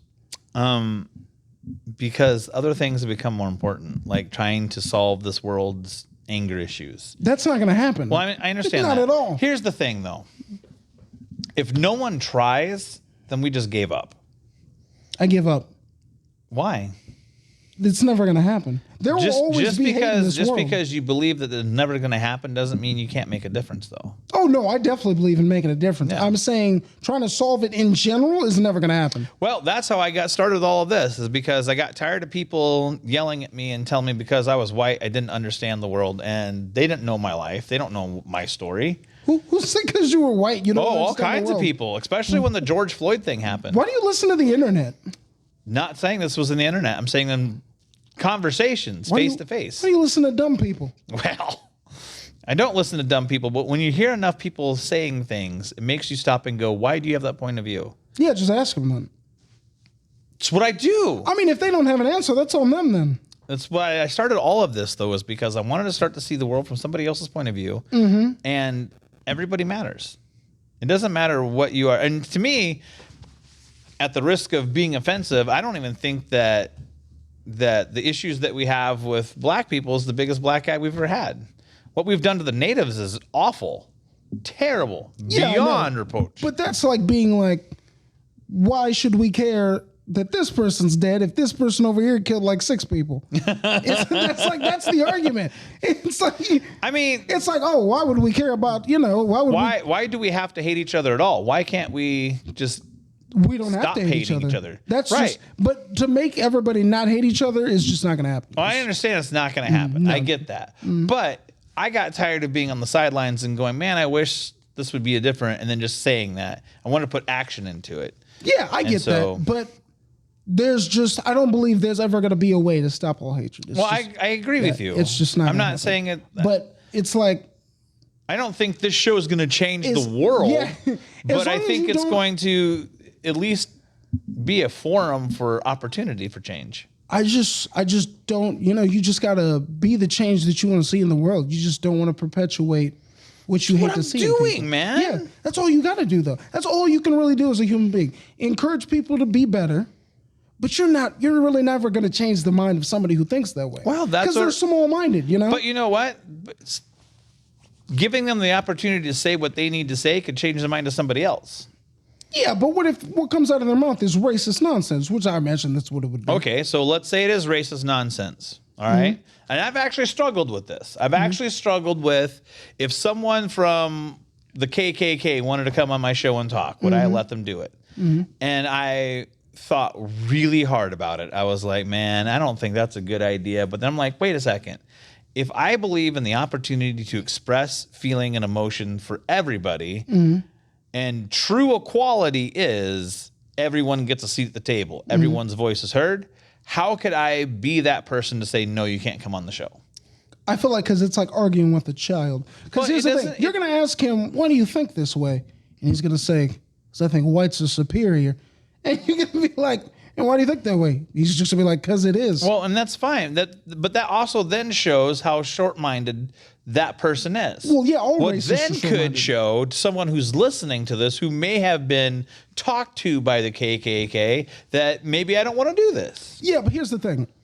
I think everybody who isn't of that mindset knows that these people are very short-minded and very, Well, most definitely. If you they're think, short-minded if you think people- a person is different from you because of the color of their skin, you are very much short-minded and stupid person, in my opinion. but those people exist in every race. Yeah, I know. mean- I never said they didn't. Oh, I know, but I'm just saying, like, There's stupid people everywhere. You didn't know that? I did know that. Yeah. So I mean, I'm aware. Stupid isn't just to one color. There's stupid everywhere. So I know this yeah, already. that's what I'm saying. It's like, I used to get beat up for just being white. I get it. oh please. I mean, we're gonna trade. We're gonna All right, let's trade we're some gonna stories. Stories that happened All because right. the Hey, you know what? people used to drive past me down the street. I remember I grew up in a predominantly white neighborhood in Joliet, Illinois. Right. People would drive past me. I remember, I don't know how many times this happened. A couple of times. I think you ask every black person. It's probably happened to them once. Some dudes in a pickup truck would scream by and he'd go, nigger! And he'd just keep driving. And I used to think to myself, what was the point of that? Like, I'm over here minding my own business. Just walking down the street. Not doing nothing. I'm probably on my phone, walking to my friend's house, and some dude just felt the need to do that. That's happened to me so many times I don't even know. I had new people in high school. They'd end up saying that. A lot of people didn't say it to my face in high school because I was like 5. I was like Right. 6 feet, 5'10", 5'10" to 6 feet. I think from going from 8th grade to like freshman year, and I think when I left I was like 6'2". So no one would really ever say it to my face. But they would say racist stuff behind my back, and people would tell me. And I'd be like, oh yeah. No, why does that not surprise me? they're It was dumb. just prevalent. But here's the thing now. I'm old. It used to hurt me when I was a kid, obviously, because I was a kid. Right. Now I just think it's funny. Even when I look back at the people who used to scream it from the truck, I'm like, so you were so pussy shit that you had to scream it from a truck driving by instead of getting out and saying it to my face. I was like, Right. that's kind of a bitch for doing that. I mean, if you really feel that strongly and really want to let me know that you think this way of me, why didn't you get out the car and come say it to me? You had to say it on a moving vehicle. No one's ever said it to my face. So I'm like, that's kind of on them. But really now, I just laugh at these people, man. That's my favorite thing. I could just laugh at them. I'm older now, you know what I'm saying? Right. You've matured. Yeah, you've I've grown matured, a little and bit. it's just, I find these people more idiotic than anything. Well, and it's like when people are trying to compare their experiences, they're like, well, you don't know what it's like to walk into a classroom and be the only person of your own color. And I'm like, you don't know that because it's happened to me, Well, we would have significantly different experiences, I would say. I'm to Most a point, but that definitely. comfortability is still there. That like, you don't know how to relate with people and walking Yeah. into that room. You're like, I don't feel like I belong here. Yeah, That but, feeling would both set in with both people. yeah, but I feel like I've had that feeling so much that it's like nothing now, Yeah. Growing up, of course, I was born here in Cedar Rapids. It's city's like what? I'd say like what? And 90% white. So me being the only... I would say that's a I mean, little. wait, I I'll would take say that back. probably So I'd 70. say that was like 20 years ago. Right. So yeah, it was Yeah. like 20 years ago. Yeah, it was like 90. It was like mostly, probably not over 90% white. So me being the only black kid in the class wasn't a weird thing for me. And then me growing up, it wasn't a weird thing for me either. Only at one point did I go to a school in the hood. And that was after my parents got divorced, and me and my dad and my brother, we went out to Illinois. And I went to school in Riverdale, Illinois, at this place, George S. Patton School. I think it was called, what was it called? I can't remember what the name of it. It wasn't like, it didn't have a normal name like high school or middle school. It was like something school. And it was like from grades, like, I think like first grade all the way to 12th grade. It was a really weird school. But it was in the hood. And I went from a predominantly white school to a predominantly black school in the hood. And man, I've never seen such a culture shock, man. Because I didn't know what was going on, man. And of course, I'm different than, of course, we're both black, but it's like I've spent my whole life growing up, safe, nice neighborhood. These kids Right. have lived a much different experience than I have, They've been exposed to, crime and drugs and, all the terrible stuff that you see and you hear about that happens in the hood. These kids already experienced all that. So yeah, they roasted me, man. They used to make fun of me and everything. But I think that in the long run made me more, like resilient when it comes to people like talking about you. Yeah. I think all people need I would say they all need a bully, but we all need somebody to be on our ass about stuff. Because when you get older, I feel like it's like nothing. Because they used to make fun of me, for different stuff. Oh, yeah. They used to make fun of me for being fat, for being dark, all that stuff. And they had said it so much that it's like, it's nothing now, right? Like they make that jokes now and it's like, wow. That used to really hurt my feelings. I was like, and now it's nothing. And I was like, I don't know if it's just because I got older and I start giving a damn, or is I just heard it so much that it's like nothing. It's like somebody telling you the same joke 9 million times. It's not going to be funny anymore. Same. It's just like not even hurtful. It's like, okay, that's the best you got. I was like, you know how many times I've heard that? You know what I'm saying? It's just the jokes got old. You know what I'm saying? But yeah, that was just. And then from there, we moved back. We moved to, I think it was Shorewood, Illinois, which is back to a predominantly white school. And oh my God, let me tell you, I have never seen more systematic racism than I did when I jumped those schools. And I didn't realize this till I got older. But in the predominantly black schools, the stuff they had wasn't up to date. I don't think we even had a computer room, like ever. Not the one that I ever freaking saw. I remember they used to have, if you wanted like a pencil or paper or stuff, they had like a vending machine type thing, and not like a nice vending machine. It was like one of the old timely ones. You'd have to put quarters in like a stack in this machine and turn the thing real hard. Really? And then they still them at the bottom. Yeah, that was the first time I saw one, and that was the last time I had ever seen it. And the food was just, oh my God. It wasn't even edible in my opinion. It was garbage food. Garbage. The pizza was like cut up plastic. And I know people make jokes about public high school food being disgusting, but when I went to the predominantly white schools in the nice neighborhoods, they had good food. Food that it's like looks like food, like pizza. When I was in high school, they had a pizza line, whatever we're having for the day line, and a sub line. That's 3 different lines. You could get that any day. So they could be having like French toast in the daily line, and then nuggets and pizza in the pizza line, and then subs. Subs are always there. And then you get pop, you get cookies, all that stuff. Now, of course, go back to the predominantly black school. They give you this awful food. Trash food. It comes in this little container thing. It was probably frozen before they got there. They probably threw it in whatever and heated it back up. And then you got to drink nasty, disgusting milk, which, the whole thing about kids need to be drinking milk 24/7 is bull crap anyway. And that was your only option. Like, that's it. If you didn't like it, you would just go hungry. If you were allergic to the stuff, you just had to bring your own stuff. Like you were just SOL, which like when I went to the other school, totally different thing. It was like a whole different thing. And they just had better everything in the schools. And I didn't realize till I got older how wrong that was. Because I had always heard about systematic racism and all this stuff, but you don't really understand it until you've lived both sides, you know what I'm saying? And I never thought I would because, I grew up in a pretty privileged life. But for those 4 years that we were staying in Riverdale, I really got to see how the other half lived. I had friends that, that their brother got shot or mother was addicted to drugs, and I got to see that the houses these people live in the environment. And, these guys are kids. They should be out playing. But why would you let your kids go out and play in these streets? You know what I'm saying? So you got to keep them in the house and stuff. It's just awful, man, awful.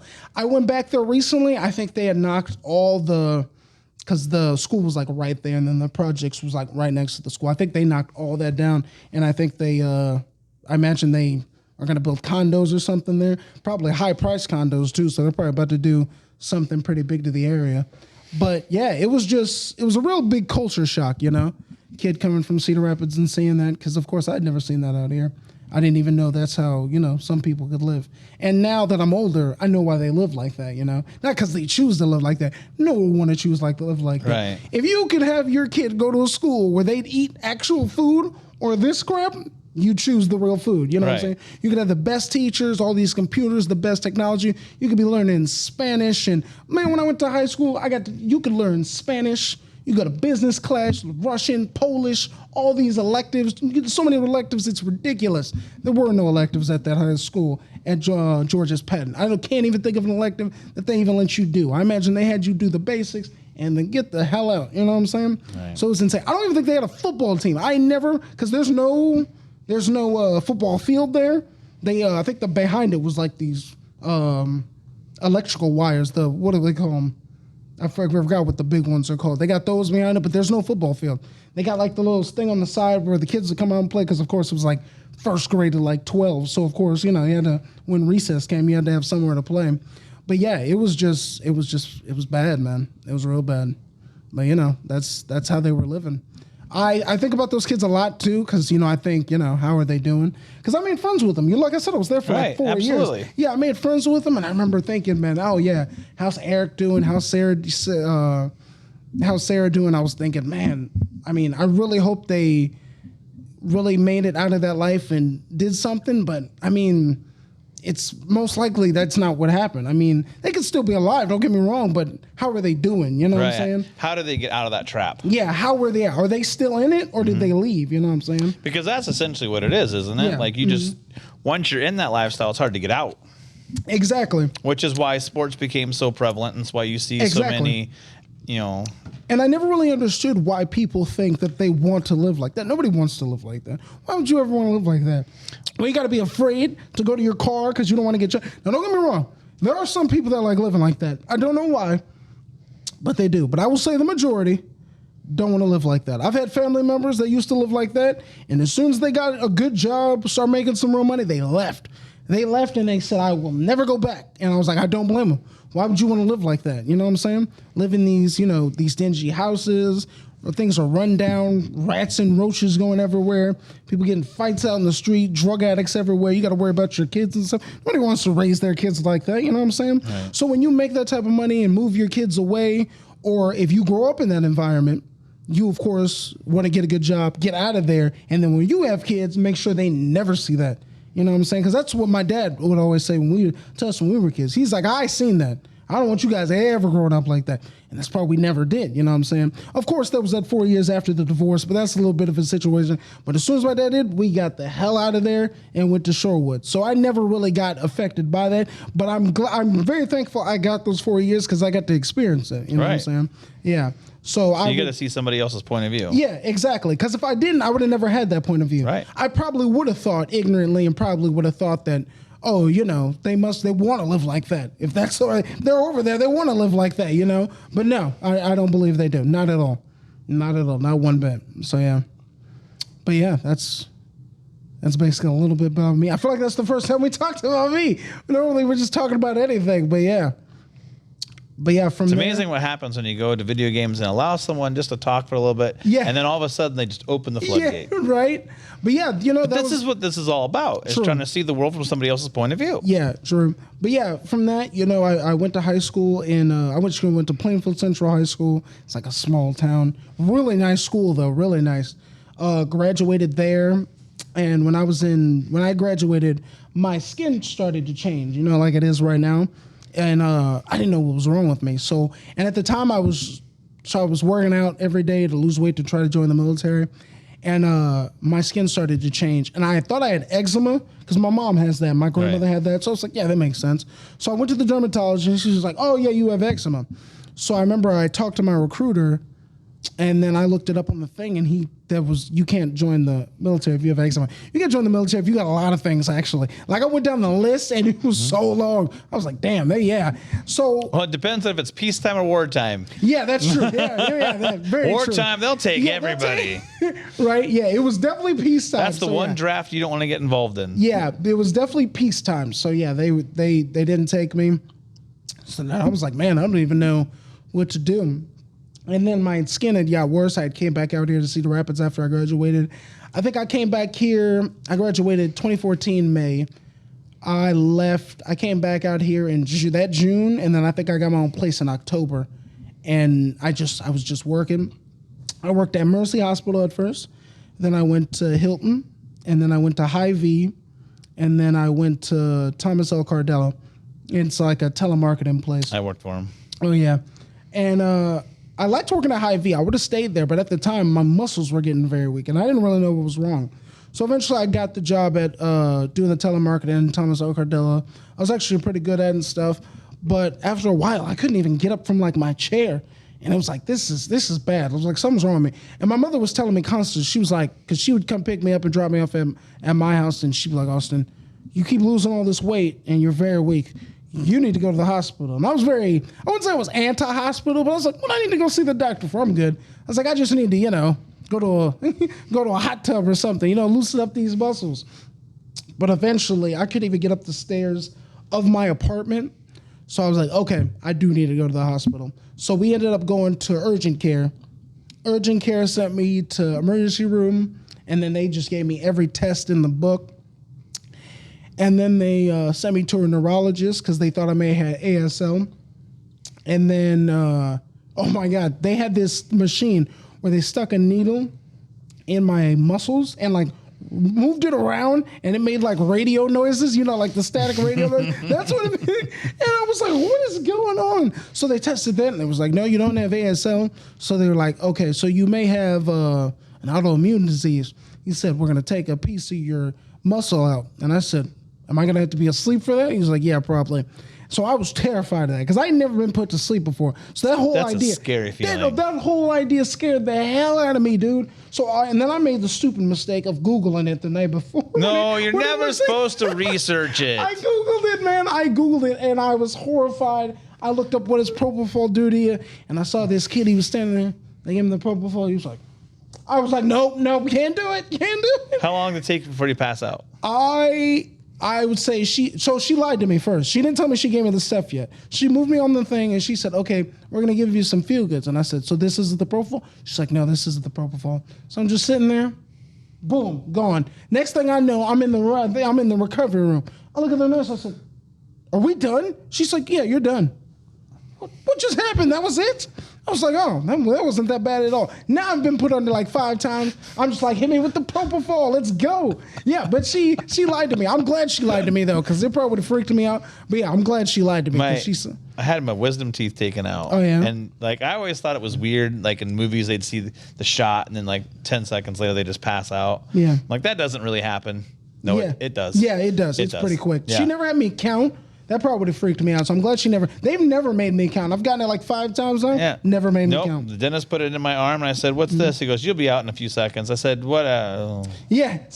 Yeah. Mine, they don't even tell me anymore. Now when I go in, they'll just be like, yep, put you on the table. They don't even say nothing. They'll just be working. I'll be like, yep, any moment. Yep. Boom. That quick. Done. Yeah. So then I get my stuff back and they're like, yeah, also, you got this thing called dermatomyositis. And of course, when I heard that, I was like, what? What is that? I was like, I've never heard of that in my life. So I wrote it down and everything, and I did all the research, and of course, he was telling me all about it. He's like, yeah, it's an autoimmune disease. It's a connective tissue thing. It's like it inflames your skin and your muscles. He's like, it can cause muscle weakness and stuff like that. So I was like, oh, well, at least I got an answer, you know what I'm saying? Right. So they started giving me all these pills, and at one point, I had to start injecting myself once a week with methotrexate and stuff.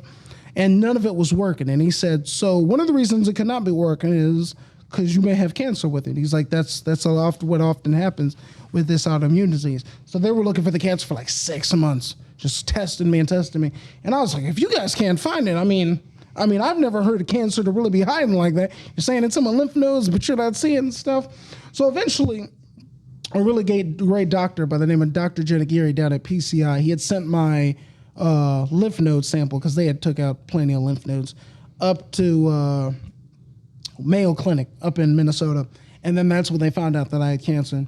So of course I'm trying to figure out like what's going on, because they're not telling me anything. So I go see my rheumatologist, who of course handles my autoimmune disease. And they're not coming in. They're sending the nurse talking to me and stuff. And I'm like, what's going on?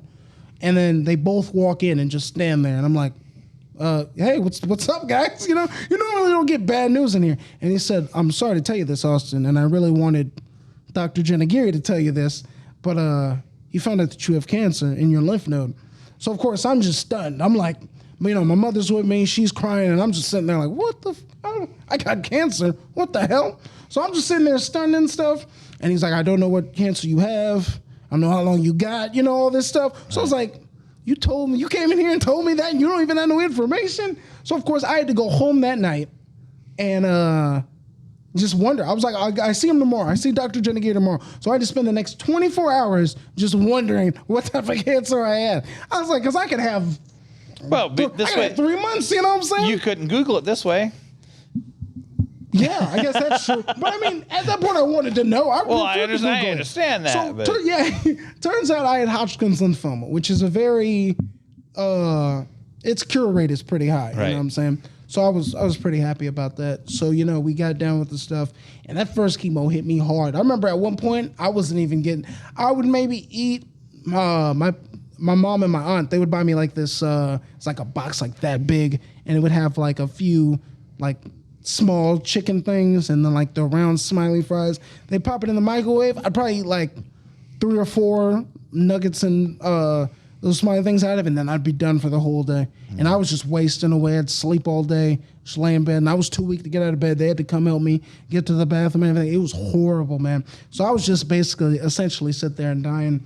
So, but eventually, I started to get a little bit better, and then I went there, and they said, "Oh yeah, your cancer's in remission." Then the doctor got up and walked out, and I said, "What does that mean?" I said, "Wait a minute." So then he came back, and I said, "One question. What does that mean that my cancer's in remission?" And he says, "That means we don't see it." I said, "Oh shit. Why didn't you just say that? I know that's what that meant." So then I was probably like 2 years of just my cancer being in remission. I was feeling really good. My muscles weren't entirely back to normal, but I was like, as long as I don't have any cancer, I'm cancer free, I'm not gonna complain. So then comes, I think it's 2019, January. It was 2019, it was this year before the pandemic.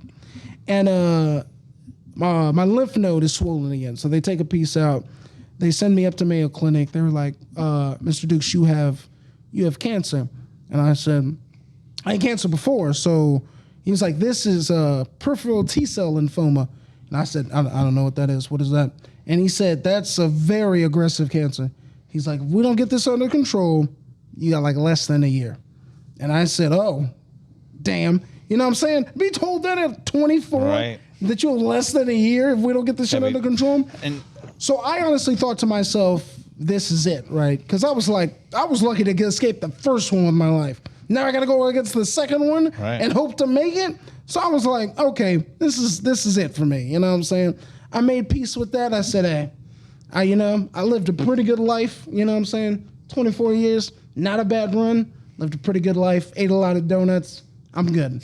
So, right. So I'm kicking it. I'm playing the game and stuff because I was like, I just want to do whatever I have to do for the rest of my life. They take me in to the University Hospital. They had me in there for a month. I got chemo to take my blood count down to 0. They take you in at 0. They have you in this ward where people have to wash their hands, be scrubbed up before they come in there because, of course, your count's down to 0, Right. so you can't get sick. They had me in there, and they give you chemo to take it down to 0, and then they try to bring you back up. They take out some of your blood before through a PICC line in your neck, and then they do something with it. She explained. I can't remember what she said she did with it, and then they put it back into your body. So then, after that, my body started to get back to better. My muscles got a little bit better. My skin mainly said that it was actually a lot worse than it was before. And I just started to feel better, and the cancer went away, and that's basically where I'm at now. We're 2 years in now. Nice. So yeah, Good for you. it's been real nice. But yeah, man, I thought it was over. I was like, yep, it's over. I was like, it's been wonderful, guys. But yeah, I was like, there's no. And I was skinny too. I was like 190. I haven't been 190 since I was like 6th grade, probably.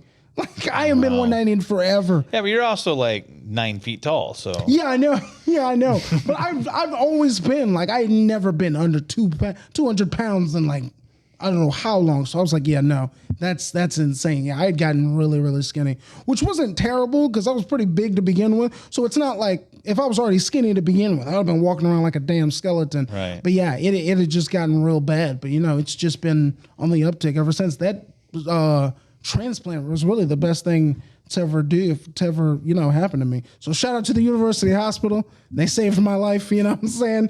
PCI and University Hospital, they both saved my life. and Mayo Clinic. Yep, and Mayo Clinic. Don't be forgetting Mayo Clinic. Yeah, I mean, yeah, that's true. Mayo Clinic did it too. I forgot. I was about to say they really just told me. I mean, they had got it from PCI, but yeah, they were the ones who got the first lymph node. So yeah, shout out to all 3 of those. You guys all do great work, obviously. But yeah, so I owe all 3 of those facilities my life. You know what I'm saying? I hate to say this, but we're overtime. We're over time. We're overtime. Oh damn. We went. That's good though because we got really good. That was the last half hour was really good. Yeah, it was. So Cool. it means at some point in time, maybe we'll do this again. Yeah, I'm so down. I'm always down to do a podcast. No? We got to talk about movies or something next time.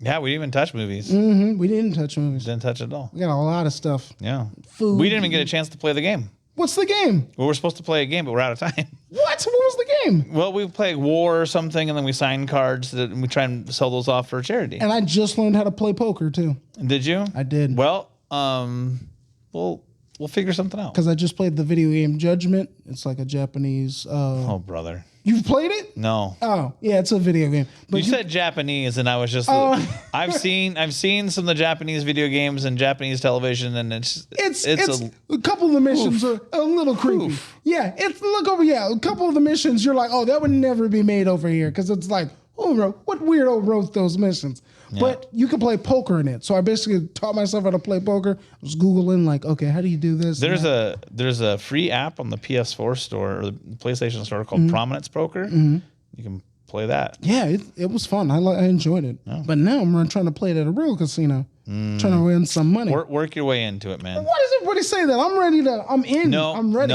No. Work your way into it. 100%. No, I'm ready. No. What do you think you are. I'm ready. I'm so ready. I tell you what, I think tonight Nassor's bar has I lied.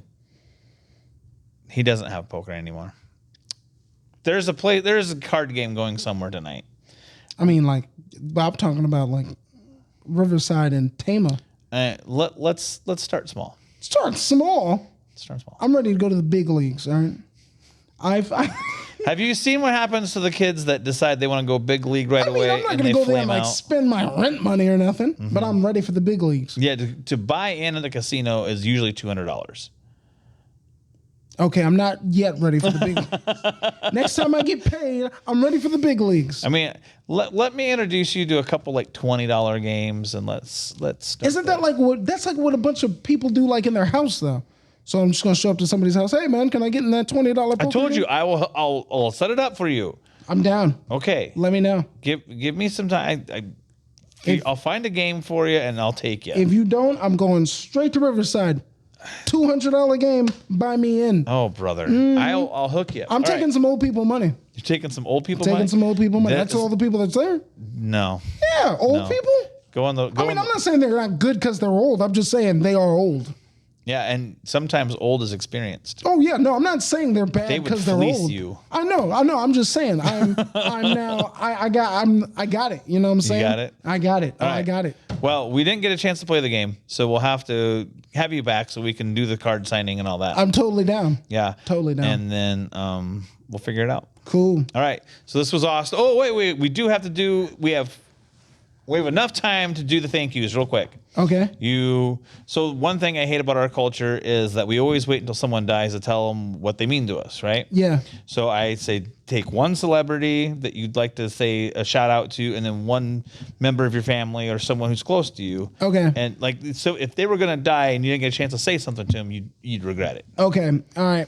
So one celebrity, George Lucas. Your movies changed my life. I mean, I'm the biggest Star Wars nerd. What changed? And I love everything nerd, probably because of you. You know what I'm saying? What changed your life from Star Wars? I've been a Star Wars fan since I was like 4. So it's like that was like my path to everything that I love now. All right. So yeah, George Lucas, you're the man. And family members, I got to choose 2 because I can't leave one out. All right. My mom and my aunt, all that stuff I was talking about with the cancer earlier, wouldn't have been able to do it without them. No way, no doubt in my mind. They were with me 24/7, always had my back, never asked me for nothing. So yeah, if any of you going out, any of you end up, I hope you don't, but if you ever, get sick, get people like that on your side because you'll never feel alone and you'll never be down on yourself because they won't let you. And if you go to Perkins and you see Clarice, give her a hug for her son. Yeah. I'm Clarice's son, Perkins on Collins Road. Yeah, she's there at work. Just say, hey, we saw Austin on the show. And you say, so you saw me on the show, you know what I'm saying? Tell her to quit nagging me too. She's always coming over to my house. No, she's always coming over to my house her and job. nagging me. It's her job. No, it's her job. No, it's not. I'm a grown man now. It's her job. I'm a grown man now. It's her job. It's my apartment. It's her job. No, it's not her job. It's her job. Not so. I mean, that's like No, because she's like I'm an adult. Like, as an adult, I feel like the only person who should nag you is, I don't know, your dog or something. You're not married. Maybe your are wife. you? No, I'm not married. Your girlfriend? No, I don't have a girlfriend. Might be a either. reason for that, Austin. What? There might be a reason What, for because I that. don't want to be nagged? Wait a minute. Because I don't want to be nagged? I play way There too might be a reason, I buddy. play way There too might- many video games to have a girlfriend. Well, hey, at least you're honest about that. Yeah, I do. Like, I play just- way too many video games. I have no interest in getting one. I mean, unless she wants to play video games, but that's what I like There to do. are you know there what I'm are saying? those girls out there though. I know, but they're like few and far between. At least in my circles. I know they exist. You know what I'm saying? Cassie, who owns this place, she's played Red Dead Redemption. I mean, that's just playing one video game and being a video gamer. Okay, but I'm just saying that are girls who do it. Because I feel like almost everybody has played at least one video game. You know? I never have. What do you mean? You said you play the sports games. Nope, never. I lied. I lied. Rewind the tape. Rewind the tape. We have video He's evidence. lying. He's Where's lying. the video Yeah, evidence? Rewind it. You said, "Oh yeah, no, I play sports games now. I like to run the teams and stuff." I remember. It's not really playing the game. That's I'm definitely I'm playing. using fuzzy math. That's what And it you is. said you used to play other games before. No. I remember you played. I imagine never- you I've played never like played Super it. Mario Brothers and stuff. Yeah. Yeah, exactly. Talk about you don't play games. RBI baseball. I don't play games. RBI baseball. There was no what baseball games were back in the 80s, unless it was like, RBI baseball back in the 80s. what was that like? Oh, that was. It had to be crappy. Yeah. It was fun. It was crappy though. It was. It was fun. Yeah, for the 80s. maybe. The thing that really threw me off is when you moved your outfielders, all three outfielders moved the same way. So if you were trying to take your center fielder over to get the ball, the left and the right fielders would also move the same way. You're saying that like they're people, but they're probably like little digital dots. Just No, running they up. look like people. No, there's no way. Like baseball games now. Reggie Jackson was white in the game, though. That was kind of off-putting. Imagine because it costs too much to make him black. It probably I bet cost you if too he's much. black, he'd probably blend in with the rest of the game. I mean, no. The field was green. I can only imagine, and I'm not crapping on old games because I love old games. Galaga, Pac-Man, Yeah. Dig Duck, all that stuff. But old sports games, they were almost never good. They probably didn't know how to shade it the way, like, for every player. It would have probably cost a fortune Yeah, no. back then. Yeah, there was no. I recently learned about this game. What is it called? All right, we really have to go. So Do we? We Yeah, really do. we really do. Yeah, I got a. I have to be packed up and out of here in 32 minutes. Oh yeah, because that dance troop's gonna come in here and whoop your ass. Yeah, they are. And we're too. like, get out. Yeah, so we really have to wrap this up soon. All right, let's wrap it up. All right. You guys want to follow me on PlayStation Network, AJ the Black Nerd? Come play with me in Overwatch or Call of Duty I or forgot to whatever do you guys all of play with. mine. What? Thanks for reminding me. Oh yeah, or you can come join me in Animal Crossing. Come to my island. I'll come to your island. Got a pretty dope island, you know. Got a gaming garage. Got a gaming basement. It's pretty dope. Don't forget, if you want to follow the show, you can do it at the Twitter with a mile in your shoes, the capital U, capital R. And then also at Wedge Stevens. And we'll be starting to do, I'm trying to film every day. So if I don't have a guest, I'm going to come in here and we're going to start doing segments called Ask Wedge, where you can send me an email or a tweet and I will answer your questions. It can be anything you want, whatever. If you're brave enough to ask it, I'm brave enough to answer it. So that will be happening probably starting next week because I have absolutely no guests lined up for next week. And if you watched the beginning of the film, you saw that I had my business card flipped around the other direction. If you want to come on the show and talk about your life, the contact information is on there. Just give us a shout out. WedgeStevens@gmail.com or at Wedge Stevens on Twitter or at A Mile in Your Shoes or yeah. So there you go. All right, we got to go. Thanks, guys. Love, peace. Be good. Bye. Nobody said end cut. Well, there's no one to do the cut. What? Finally, Darth Vader.